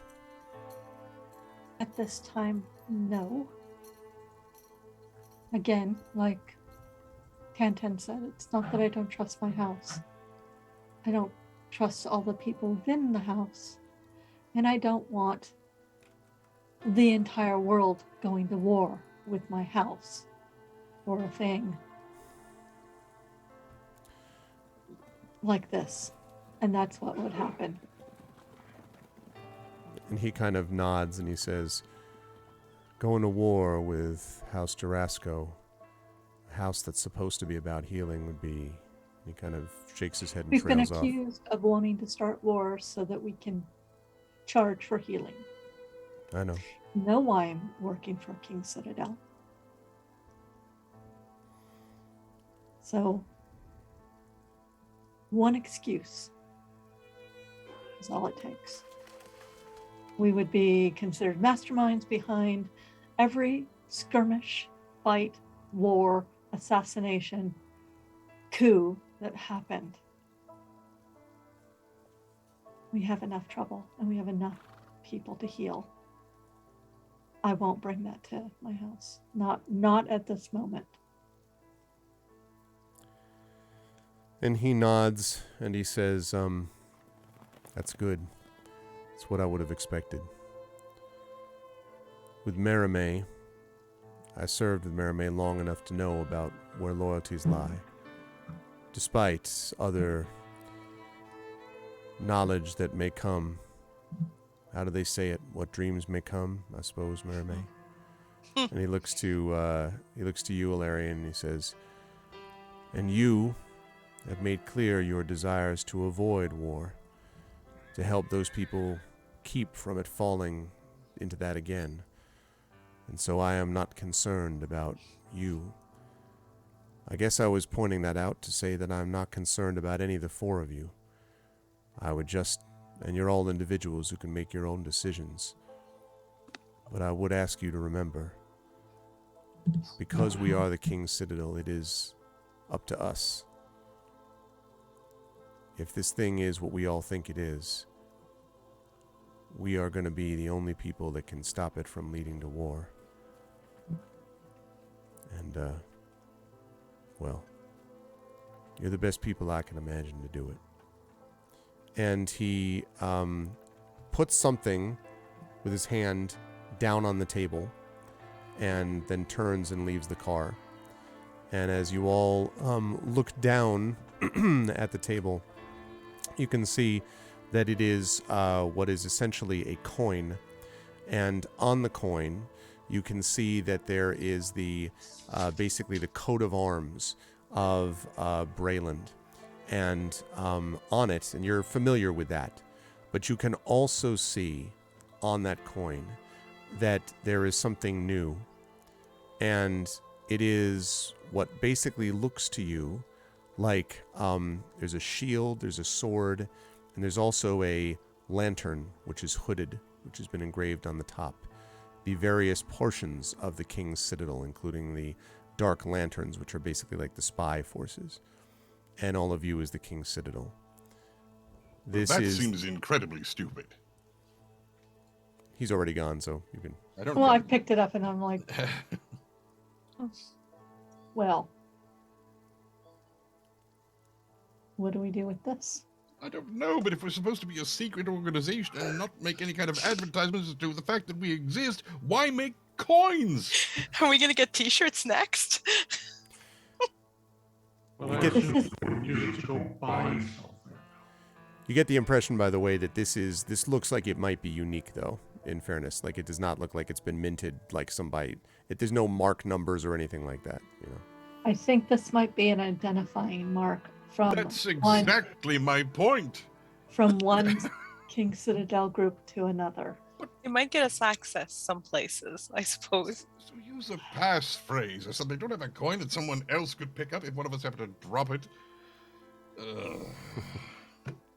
That is why you won't be carrying it. You can't have a show. You can't. I could feed it to Spanner. Does your dog vomit on command? Have you looked at the dog's mouth? He's not asking me. That kind of food. Like, have you seen? When he said feed this to Spanner, there would be no coin left. I think it is best if Nisiana were to hold on to it for the time being. For Okay. myself, if it is wished, I can be most unpersuasive to releasing those. Do you carry coins on a regular basis? I have carried many things on a regular basis.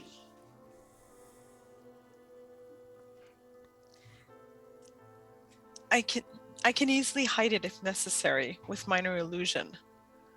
There we go. That I can't do. Snoop. And you get the impression, Nisiana, that Merime is like, I'd prefer you not having that target on yourself.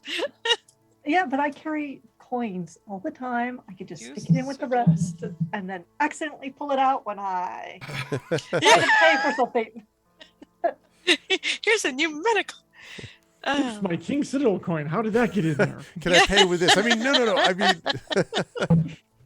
What the hell kind of coin? Nothing. I'm supposed to trade it in. What can I get for this? What the hell? Well, you can get an arrest warrant. How about that? There's Nisiana, as you sort of gaze back out the window for a moment, you can see, as you're closing in, the familiar sight, the mighty towers of Sharn. But they are shrouded here behind gray clouds. And as the lightning rail mounts up basically in this spiral towards Sharn, you can see that there is rain falling in sheets across the city, cloaking its bridges and mezzanines and plateaus in wet gloom.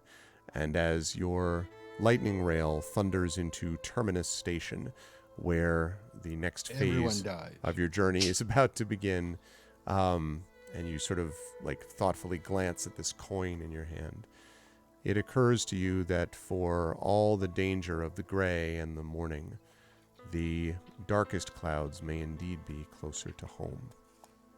And that is where we're going to bring our session to a close. for Wow, today. uplifter.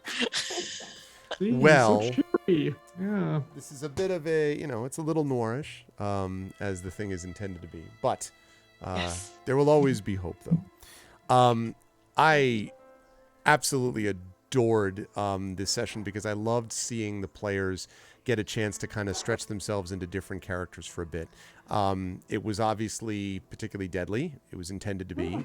It was not intended to be manifestly unfair, but it was intended to be, very much like, oh my God, what have we got ourselves into type of thing. And I think the characters sort of demonstrated that. And again, getting a chance to see another angle of a character that the players are already familiar with in another context was a lot of fun to do. And then we got a chance to do some good role playing as we are preparing here for Sharn. And of course, Century of Ashes Part 2, they're going to be in the midst of Sharn, and it's going to be a lot for the party to decide. I mean, you've got, you'll have some information that you'll get from this Callie Aaron at the Golden Horn. You'll have a chance to decide where you want to go. But I am going to say that the party is to be encouraged. At some point, you're not going to, the parameters of everything. Leaving it at the Golden Horn is going to be fine for a little bit, but it's not something you can do for weeks safely. So you're going to have to go to Moorgrave sooner rather than later at some point. But what Ilarion said is a big important too, which is like not just, you can't trust everybody that's there, and you're going to have to be careful about that. And so there's a lot of balancing act there, and also the individuals there. There will be something that each of you individually would be able to gather information upon within the city of Sharn. But of course, you also have the King's Citadel to consider. So I'm not saying that Sharn is like this total sandbox, but it's not just like way stop to way stop to way stop. You'll have a little decision making that you as a group can do within the broad parameters of what the King's Citadel is supposed to be accomplishing theoretically. So, and no more timers, at least not ones that I'm going to be showing you on screen. Goodness. I will start with the gentleman on the bottom right side of the pyramid. John, it was good to see Ilarion, of course, doing his usual thing. I am sorry that Cardinal went down the way he did, but in a way, it was indicative. I mean, like the reaction from everyone was just like, Jesus, what the, this was definitely a step up in class. And of course, I don't know that there would have been more dramatic stuff happening, but you also wouldn't necessarily have done that the way that you did it if this was Ilarion. Like I assume there would have been other options chosen and whatever different things that you were choosing than just picking it this way. But it was definitely one of those, well, things just got real, moments. And so I was, obviously I wasn't like, yay, character's dead, but it was definitely, I think, set the tone for what that was going to be like. How'd you feel about tonight? Where will the fine folks find you next? That was, I mean, on one hand, it was a little disappointing that happened, although I was, the way I was rolling, poor Cardinal wasn't going to make it past the flames. Yeah. Anyways, it wouldn't have mattered. Yeah.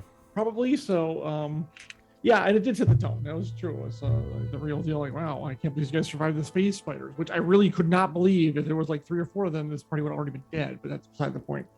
It was fun though, regardless, and I'm impressed. I thought the whole party was going to get wiped out in that first one. So the fact we only lost, I 50%, wondered myself. Yes, good on them. So it was very good. This was fun, and Ilarion has a lot of concerns about Sharn, multiple, and the inn, and to a lesser point, Halar's clan. They're not sure they trust anything in the city, and except for the 3 people they're currently with. So that's going to play into how we go into this, and no doubt. Plus, the other problem is Ilarion's fairly recognizable. So all this sneaking around, even in his stealth mode, as you described it, even in their stealth mode. Sorry. Well, 8 foot tall, burnished armor with little stars around them. Because remember, I still have the Aegis thing, and those things don't go away. I can remember. make them muted, but I can't stop them. I'll just keep casting invisibility on you.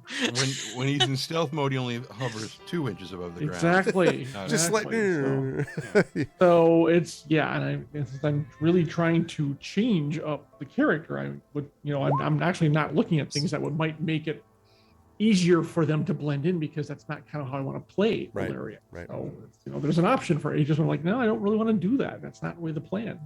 They're not that type of character. Mm-hmm. So that is something that has to be worked around. It's an issue that needs to be, figured out. That's why they're the muscle, theoretically. So, but this was a lot of fun, and for a train ride and a dead character, and I am looking forward to next month when we're actually in the city and seeing how that goes. And good because stuff. it's so far away.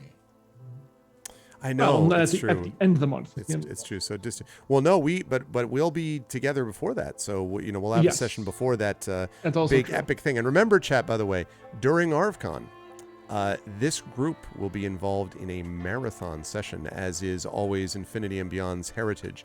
So they will have a long session, which will involve quite a bit of Century of Ashes. In fact, if all goes well, there is the possibility that we might if depending on how we do this next earlier session, the ArvCon session might wrap Century of Ashes, depending on how things go. So we'll see. But there's a lot. Oh man, this is so much fun stuff coming up. I'm very excited for it.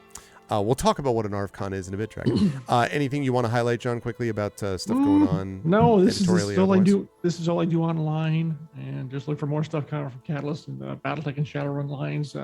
Jen has a great book that recently came out. I'm trying to upload another BattleTech audiobook by Trend, but ACX is being difficult.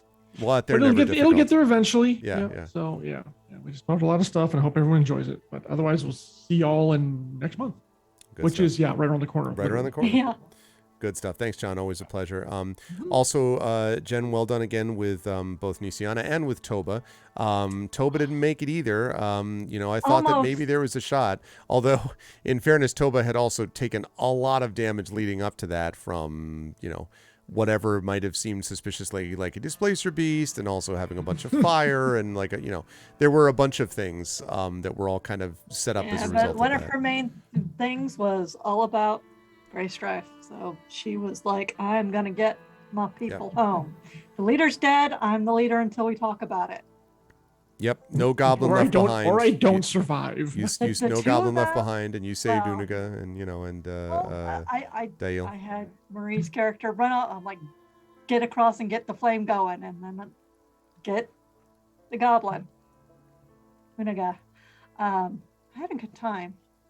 Nisiana's fighting with her small demons right now, but she's also shifting that to the whole dragon prophecy.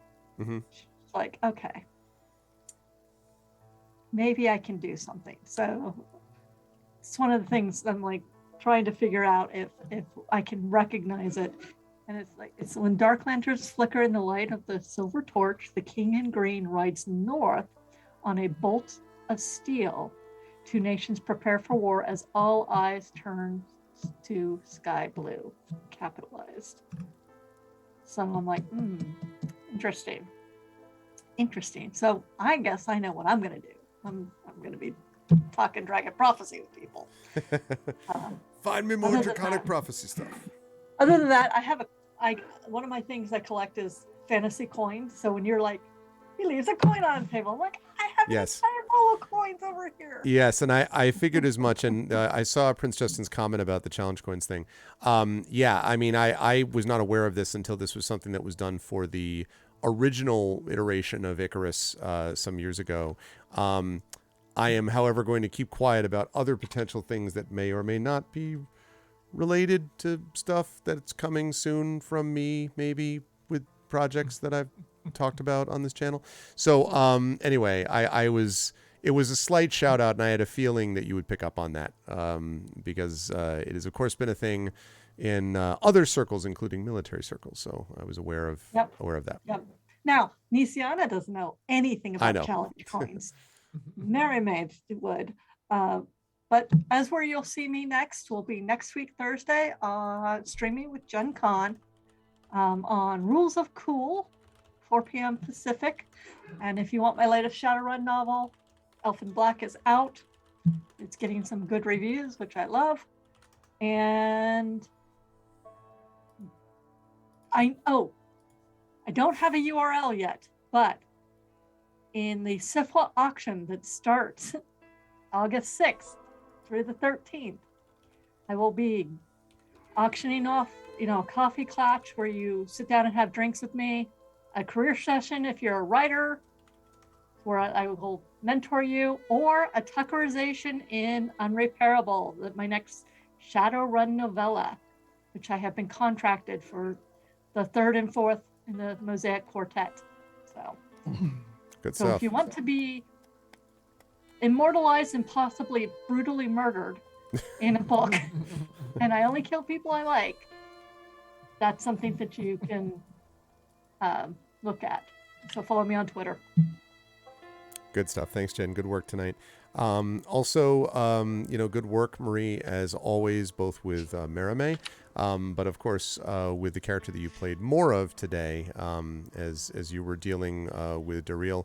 And it was interesting, too, because I felt like, as you were going through, there were elements of all of your sort of main characters that slightly echoed in these characters you played, which is exactly what I was hoping for, because you're not ancestors of your characters or anything like that, but there's a sense of a resonance there, and I felt a little bit like that with Dariel, despite the fact that very much not a Kalashtar and everything, but there were just elements of it where I was sort of reminded about things that might be done, and I love the idea. If I was going to be like incredibly cheesy and make this complete like straight movie version, right? The cut would basically be the torch, the flames, Irulan's eyes, and then kind of flicker out, and then it flickers into like, the crew looking at each other across a table in the dining car with a candle right there or something, right? Like I just had this image of it made sense that that Dariel would drop the torch and kind of light the whole place up. And I love the image of Unaga and Dariel being the only two who make it out of that with the crystal skull, and what happened to it and all that stuff. That obviously is still to be determined. So I was enjoying watching you work with those differences while still somehow resonating with Merime a bit. How did you feel about today's session? Where will the fine folks find you next? It was a lot of fun, and it was a really good ending, like good dramatic ending, by the way, like that I made fun of, but it was a good ending. I really enjoyed playing our characters in the past. It was neat, kind of all of us having that time or two and having to kind of step quickly into different characters and dying. There was so much death. There's a lot of death. There's a lot of death. I'm surprised that two of us made it out alive, to be honest, because when you took out John's character in the first it wasn't that long. You didn't make it to the half-hour mark. It was like 28 minutes, right? Something like that. Yeah, poor Cardinal, no. Yeah. So I like that. That was interesting. It really brought up the stakes, so that was neat. And then, of course, in the train, Merime herself is concerned about her sister right now. She knows she's not quite, herself. She's struggling with some stuff, but she's also giving her the space that she needs and respecting that. But we'll probably try to lift her spirits in Sharn, because surely there's something fun they can do. Sharn's City of Towers, lots of fun stuff. Right? We're gonna get bugged. It's gonna be horrible. Yeah. Tower of Fun, Tower of Face Spiders. It'll be great. Exactly. We can hit a marketplace. It'll be a new experience, and then I can say I've had that, and I don't want to do that again. Thank you very much. Well, we'll have fun doing it. It'll be great. Just you wait. So Merime is very much looking forward to that. She trusts that her friends have in hand most of the plan to keep the Oracle safe, and she's just gonna go with it and see what happens. Prepare for the unexpected, because the unexpected is very much expected. So that was fun. And next you can find me here, I guess, which will be super fun when we play next. I'm looking forward to our full crazy day session at ArfCon. Yeah. And I have books out. Find me on Twitter, on Facebook. I did do a Origins TV panel, like on their Origins TV YouTube channel. Yeah, it's on their YouTube, yeah. Yeah, and I've got the link. I'll put it in chat, but it was with me and E.D. Ebel, who edited the Rogue Artist Anthology for Origins, which is amazing. Jen has an amazing story in it. I had to read it. I couldn't wait. So check it out, the panel, if you want. It was a lot of fun.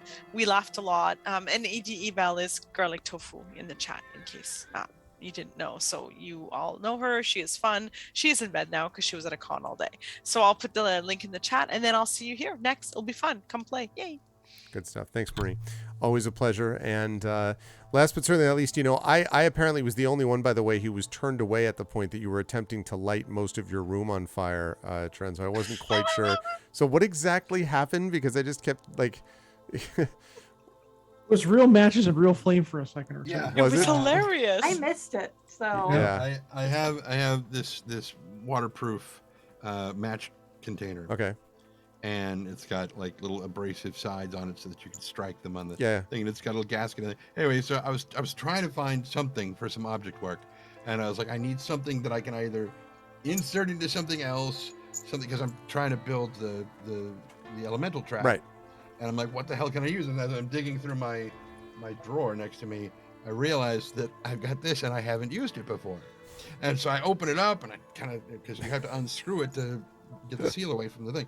And as I pull one of the matches out and I start sticking them between my fingers, the two that are here and here are head down, and the one that's here is with the match head up.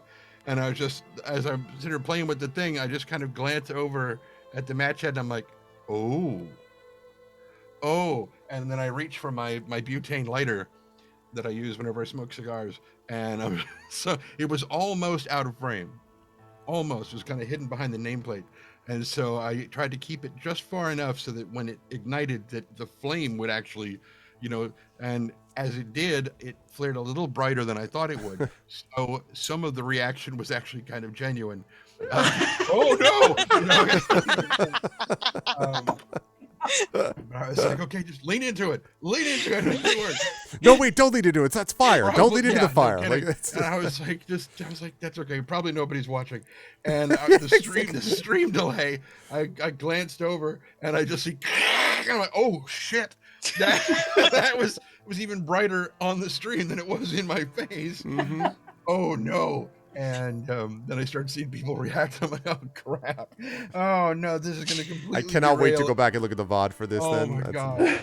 And I was just like, okay, don't do that again. Well, maybe one more time. But It lit up my desk area. It's like- oh, it was just great. It's those moments of improvisation where we were riding the line between terrified and that was good. It's like, shit. Quick side note, only because this always has amused me. There is this in the High School Musical, The Sound of Music, that I performed in many more years ago.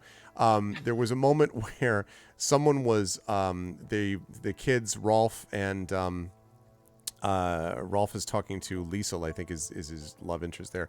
And anyway, he's talking to them and doing the whole 16 going on 17 thing. And we had an old ass light board for the stage, like old as hell, because I don't know, this school didn't have a lot of money, whatever. And so a friend of mine was the guy who ran all the lights. Actually, later became the best man for my wedding. I was the best man for his wedding, so we knew each other a long time. Anyway, but it was always having problems. And in the middle of that scene, the lights just go down on everything, and so you can't see anything on stage. And the only people who heard this, but there were people who heard it, were the people in the northeast corner of the auditorium who were right near where the actual, lighting booth is. So you just hear, shit, poof, and then this someone bangs the side and the lights go poof. So what most of the audience sees is poof, shit, poof, and it comes back up, and the two actors are just sitting there and they're just like things, and they said something like, I still can't remember exactly the phrase, but it was like, things happen, and they're trying to hold on to the German accent and everything. It was just so it reminded me, your ability to focus even in moments of dire immediate peril was impressive. So anyway, sorry. As for where will people see me next, I don't know. Do not know. I do not know. Do we know about next audiobook that's out? I guess that's dependent on not you, but John being able to upload the thing. Yeah. Exactly. I played the butler, who turns out at the end, I'm not proud of this, to be a Nazi. And let me tell you, a blonde-haired, blue-eyed, 6'3" guy having to Heil Hitler is not a fun thing to do on a stage, let's be clear.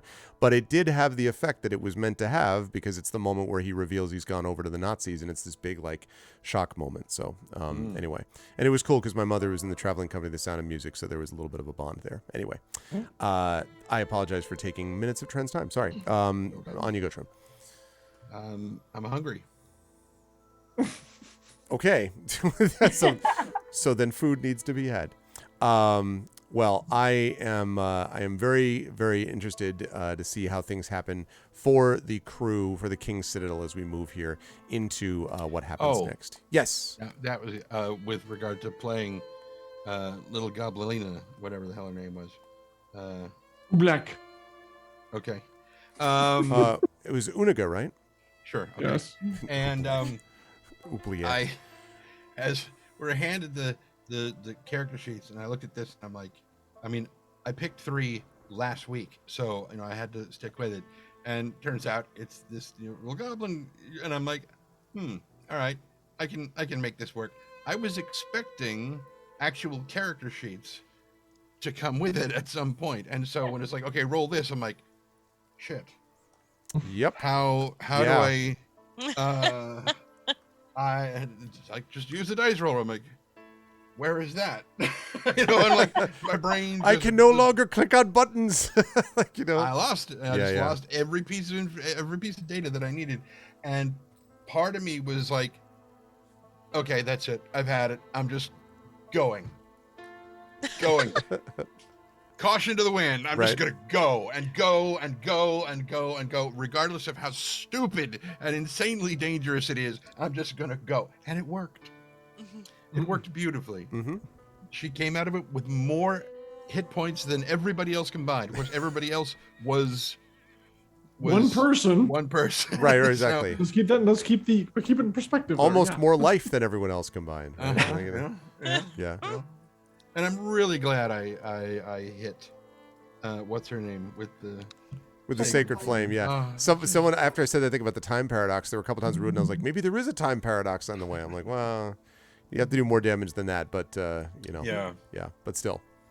I was thinking that we were basically. I had forgotten that Mary. No, that wasn't Mary. I'd forgotten that she was standing there with a torch. Yeah. Dariel. Yeah. Thank you. And every time I hear that, I think it's like Clark Kent's great aunt or something. There's Kal-El, there's Dariel, there's Jor-El, whatever. Lara L. She was never called that, but whatever. That I forgot that she had the torch lit and standing there, and I was thinking that we were going to stand on the other side of the room and I'm just going to keep like na na na na na, keep doing that thing with the skull to get them to start walking in, and then sacred flame on the oil and just but we didn't, and I was like, that's okay, fine, let's just go. So. She was not willing to take another chance after seeing. Yeah. Probably a good call. Right. It's like time for barrier at that point to get out. Also, I want to point out, Arudnell saying Cardinal only lost half their hit points, the top half. Oh. Oh, wow. no. Terrible. Cold. That's, cold. that's like... Jeez. Even Lily said that was terrible. You really Darth Mauled that scene, let me tell you. Technically correct. The best kind of correct. The best kind of correct. Exactly, but it's just cold. Slow clap. Oh my god. That was the other thing. That's when my the back. clapping Thank you. started, Thank yeah. And I was like, who would be slow capping right now? And then she walked in, I'm like, oh, I know who that is. Yeah, you were quick. You had it right away. Bitch. Yeah. It was great to see the players work around this, and I appreciate them being indulgent of doing things a little bit differently, but that's all done on purpose to kind of set this up cinematically and otherwise for what you folks are going to be dealing with too, because it gives you a dimension of Irulin that you might just not a dimension, but like an element of Irulin's past you might not have known, which hopefully the newspaper will help lead you along with, and being like, treasures you say in Xenothics and all that.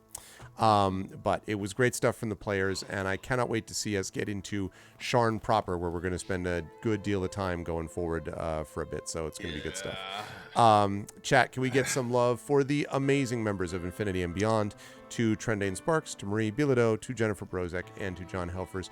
Great work, players. Thank you very much, and I will see you folks next month. Thank you, Arv. Thank you, chat. Always Everyone take care. Make good choices. Bye for now. Oh man, make good choices. Yeah. Oops, sorry, I did that too early. It's always an interesting experience with something like this, to see when players are put into things that are not and I'm not going to say out of their comfort zone, because the players were fully willing to do this. So this was not like I was forcing anyone to do anything. But to put players in a position where what they're normally used to being able to do is not what they would necessarily be able to do. I love doing stuff like this, especially in longer campaigns, to break things up. Like in Strahd, we had when Alec met Weller, and some of the other individual ones where you could actually get a chance to see, just sort of in a one-on-one sense, what players are like, what characters are like. So I thought that was great, to be able to see that. And to sort of see that environment here, because you got a real chance to kind of get a sense of the backdrop for it. And again, cinematically, I love the way this sets things up for what's going forward. You know, what happened in that scene, and therefore the choices that were made by these players is going to have an effect on what happens in this adventure, in this campaign. And that's cool to me, like that you get a chance to do that. Would I do it all the time? No, you know, I'm not going to pull them out of their own players all the time. But occasionally doing something like this to kind of mix things up a little bit, I think is kind of fun. So I was glad to be able to do that. I was also glad to be able to have all of you lovely folks along with me as we wrapped up day 19, and we have now premiered. So you're now officially in season 2. Again, this is the Fortunes of War is the name of the season, but you are also in the middle of A Century of Ashes, which is part 1 of season 2 of Eberron Oracle of War. And I was lovely to have all of you folks with me for that. We're going to be off tomorrow. Monday, if all goes well, but again, this is still a little bit up in the air. We plan to have a bag of giving event, but this is slightly up in the air because there may be some adjustments that have to be made because of player scheduling conflicts, so we will see. Tomorrow, I'm going to be figuring out the schedule and putting together a draft schedule. One thing you can know for sure is that a lot of the games are going to be happening during ArvCon. Esper Genesis, the finale of Esper Genesis will happen during ArvCon. We're going to have the big marathon session of this campaign is going to be happening during ArvCon. We will have an Adventures of Middle-earth session during that game as well, or during that weekend as well. And we will also have special events, concert, and a bunch of other stuff. So you'll definitely want to mark your calendars for ArvCon, which is going to be that last weekend of May. And as soon as I have that schedule nailed down in a week or so, I will get that stuff posted and we can be ready for ArvCon. It's going to be great to be able to see that. But if you enjoyed what you saw and heard tonight, I hope you will follow the channel. I hope you will check out our YouTube at !ArvTube. Discord is !ArvCord. Thank you for those of you who have subscribed to my YouTube channel, by the way. We are now officially monetized over on that channel, so please continue to sub over there and please continue to spread the word about the Twitch channel, YouTube channel, and all that stuff. It does make a difference, so thank you. As I say, !ArvCord. Join us over in the Discord where we hang out in between streams. !ArvTweets is my Twitter where you can hang out with the where you can hang out and watch, not hang out, where you can actually see the stuff that I post about you know, writing and streaming and gaming and teaching and music and family and occasionally some politics stuff there too. You might see some of the softball trials and tribulations of my daughter's team as the 8th grade team tries to duplicate the amazing work of the 8th grade basketball team. We'll see how that all goes. But yeah, so you can follow me over there with !ArvTweets, and the website is arvanellarun.com. Financially, !ArvShop, that's my merchandise area for Adventures of Middle-earth, Infinity and Beyond, this campaign. Represent, and soon to be Expedition from the Mysterious Peaks. Again, we'll have merchandise up there for that campaign, which is going to be launching officially in June. !Arvtreon is the Patreon right there. 20 patrons, $201 per month. That is really the financial backbone of the channel, and it makes it possible for us to do that awesome new intro video. And for those of you who did not see it, I encourage you to stick around, not just for the raid, but make sure that you stick around for the outro video, because we have a new video for season 2, and I'm very, very happy with it. Peripheral Mike did a great job with it, and the players seem to be happy with it, so I'm very excited. And that is made possible because I pay for these things, of course, and that's made possible by the funding that you folks give the Patreon and the subsystem. So thank you for doing that. Please continue to do it. You can get cool stuff for yourself and for the channel on the Patreon. You can also get, of course, things like custom emotes and sub badges and stuff from subbing to the channel, and inspirations to help the players too, along with the Patreon as well. So that is always helpful, so please consider doing that. On the publishing side, Icarus from Athos Arts and the aforementioned Garlic Tofu. That's an award-winning graphic novel, and Athos Arts and Alligator Alley, which was responsible for Library, my Tales and Tomes from the Forbidden Library, my 5e adventure and sourcebook. Both of those companies will be working on my Greyshade Kickstarter, Greyshade KS. We are now literally just about a month away from the release, the publication of Greyshade, and then 2 weeks after that is, of course, the official launch of the Kickstarter for the next 2 books in that series, Renegade and Heretic, and the tabletop role-playing game of Greyshade plus Trendane's audiobook. So you will not want to miss that. It's going to be good times. And that's Greyshade KS for that. As always, BLM, Black Lives Matter. Very important to affirm and assert the significance and importance of Black lives. And Help Now, which is the World Health Organization page on suicide prevention. Very important to reach out to others when you need help. Reach out to others when they need help as well. And of course, Ukraine. which is an attempt to fight back against the oppressive and illegal invasion, which has disrupted millions, killed thousands, and which has just had a terrible effect and dangerous effect on the world. This is one way to fight back against this autocratic and illegal action, and you can do that with the !Ukraine. Please do that to be able to jump on board and to be able to support the people of Ukraine to the extent that we can. We are going to do a raid today because it's not super late for us, and the raid works as follows. If you are not a sub, you're going to do this. The Arvanets have landed, followed by Twitch raid, lowercase Twitch, uppercase R, lowercase AID. If you are a sub, you're going to do this. The Arvanets have landed, and then you've got Arvany Hype, Arvany Roar, Arvany Smug, Arvany Witch, Arvany Woe, Arvany Love, Arvany Blown, any of the Arvanys that you happen to have based upon your level of support of the subscriptions to this channel. Please make sure to use those when you are brought over automatically. It's good for the channel we raid, and it's good for us. I want to thank everyone who made this an awesome stream today. Thank you to my wonderful mods, to Arudnell, Dragonspear, Rock God, Triffity Mats, the best mods in the business, as I have said many times. Please make sure to support them in all their endeavors. Thank you, mods. You are the best. Thank you as well to my subscribers and Patreon supporters. Thank you again to Arudnell, Dragonspear, Rock God, Triffity Mats. Thank you to Nonstop. Thank you to Crit Twitch. Thank you to JLC. It's good to see you again, JLC. And Nonstop, of course. Thank you to Lone Wolf. Thank you to Mrs. Dunsel. Thank you to Prince Justin. Thank you to Thordex Mommy. And of course to Trendane. Thank you to my wonderful viewers. Thank you to Action Shin, to Ash T. Thank you to Bond. Thank you to Guilt. What's up, Guiltonum? Thank you to God's Whip. Thank you to it's Miss Store. Thank you to Marie Bilodeau. Thank you to Optic Nerve. What's up, Optic? Thank you to Radio Johnny Panda. Thank you to Shroumps. Thank you to Shy Puff. Thank you to Sir Madness TV. And thank you to Turbo Pascal. Thank you to all of you amazing people. And most of all tonight, thank you to the amazing Infinity and Beyond crew of Trendane Sparks, of John Helfers, of Marie Bilodeau, and of Jennifer Brozek for being awesome. I really appreciated it. It was a fun session today to DM and a fun session I hope for you folks to watch. And now you're going to get a chance to watch an awesome video. So please stick around, everyone, for the raid, and I will catch you lovely people, if not on Monday for Bag of Giving, then definitely on Tuesday at noon Eastern for something cool. I know that we're having our vocalist Tuesday night, but I'm not 100% sure yet about what's going on Tuesday afternoon. I will confirm all that because I'm doing schedule tomorrow, so I will know in the next couple of days. In the meantime, just know that it's cool and you'll want to check it out. So it's going to be good stuff. That's it for me. Much love for all of you. And as I always say, everyone, please be good to each other. Stick around, watch the video, and be here for the raid, and I'll catch you folks soon. Bye for now.